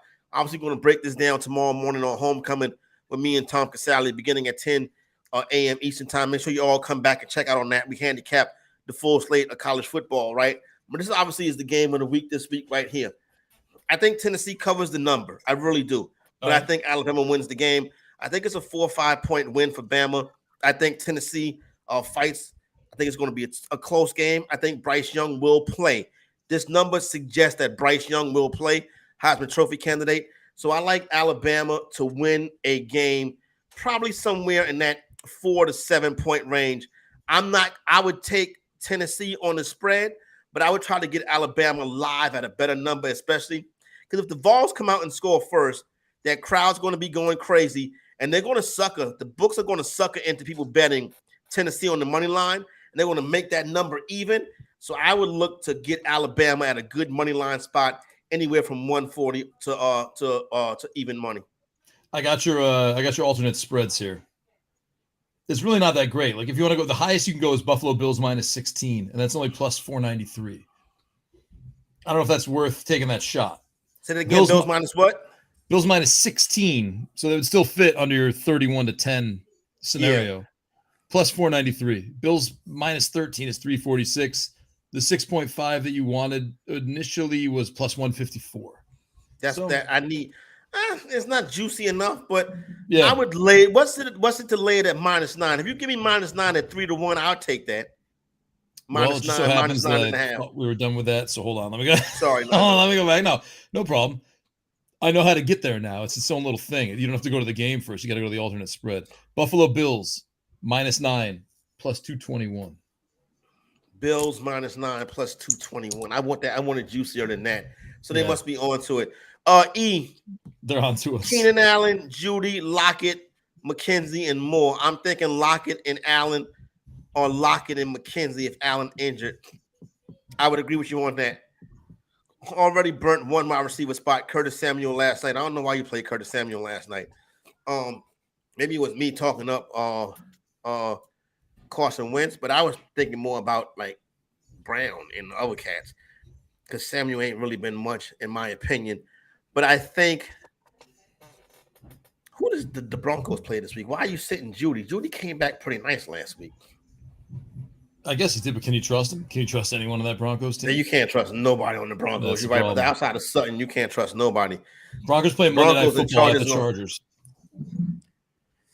Oh, before we go, I forgot. We got you're actually giving away stuff this weekend. We finally get to give something away again. Okay, we must not be trusted. We're giving away more cool prizes on Bettor Sports Network. Listen to Bettor Zone on Sunday during halftime of the Bills-Chiefs game for your chance to win a Marv Levy Buffalo Bills autographed football jersey. Nice. That's all right. That's a cool one. Halftime of Bills and Chiefs. I'll be off by then. Oh, all right. That'll be the second part of the crew. Yeah, you're but on still, part of I'm Zone. I am 100%. Who takes over? Is that Ronas and Lisa Ann after you, or no? Holden Kushner and Lisa Ann. I don't know Holden Kushner and Pilar Lastra. Shout out to them. They do an excellent job as well. To be eligible, you need to download the app, obviously, which I think a lot of people watching are already on there. Register, which we've done, and listen live Sunday during halftime of the Buffalo-Kansas City game. Another giveaway comes your way Monday morning at 11 a.m. Eastern on Moose and Keith with your chance to win a Natrone Means signed authentic San Diego Chargers jersey, courtesy of Getting the Game at Bettor Sports Network. No purchase necessary. Must be 18 or over. Winners within the last 90 days are not eligible. Yeah, I would have started Judy over Samuel, but you've already got that out there. I would go. I don't mind locking in McKenzie. I don't mind locking in McKenzie. So I don't like. Obviously, locking in Allen. If Allen is out, I think McKenzie's a good play. So yeah, I'm with you on that one. I just shut down an entire series of windows by accident. Don't worry about it, Nando. You know what? It's Friday. It's 5:00. What do I need those windows for? Yeah, Boogie's on the road. You know what I'm saying? Oh, is that what he wanted to tell you? Yeah, like I'm on the road, and then I think he was like trying to figure out where he was going to stay at tonight. So thankfully, I do have the guest room ready, but I can't fit everybody, and they can't come sleep with me. You know what I'm saying? Just go right to the Walmart and get your air mattresses, right? Is that what happened? Yeah, exactly. I had to get an air mattress or something. Exactly. Oh, they could bring their own. Just give me here. Put this as a stop. Here's the Walmart. My neighbor may have an air mattress, but when I do the Bettor Zone, when I do Homecoming tomorrow morning live here on the Bettor Sports Network, they have to be quiet or they have to go to Waffle House. Why not put him in the background? We have that vibe. You could have just sit in the background, like on the Tom Green show. The guy with the mug, the guy was in the back with a mug. Glenn. Some of these, a couple of my home, me and two of my homies are very adult and mature acting. It's one of them though. That still kind of act like he in college. Nothing wrong with that. Not the way he act. You know what I'm saying? Yeah. Do you lose him? Is that the guy? Is that the guy you lose at like 4:00? You're like, where'd he go? And then you see he's just crashed on your bed at like 8:30 when you come home to. No, if there's like a scuffle going on, that's the guy. Like, is that him? You know what I'm saying? Right. Yeah, that's the kind of guy he is. Yeah. You haven't done House of the Dragon yet, right? You're off. You haven't. No, I'm waiting for the off season. You may burn through a few on the next couple Wednesdays. It's really good. Everybody says that. My pops loves it. It's great. I mean, it's kind of like Game of Thrones, but it's not Game of Thrones. Yeah. Don't know how else to explain it. What's Sunday like? I mean, besides the show, it's just drink a bunch of water, take some aspirin. Yeah, Sunday is. Yeah, today I'm doing after the show. I got to do some paint. Help my pops do some painting outside on my porch because I'm having company. I got to write the college football show for tomorrow. The Guardians up 3-2. Should have got him at plus 180 live, but I used all my money on Aaron Judge to Isaiah kind of for left at a double. Micro betting on Corey, Nando, and friends. It's the future. You got to cut that right there and make that a rejoin. Yeah. Micro betting on no Corey, other show is Nando, micro and betting. Friends. Yeah, micro betting on lunch money.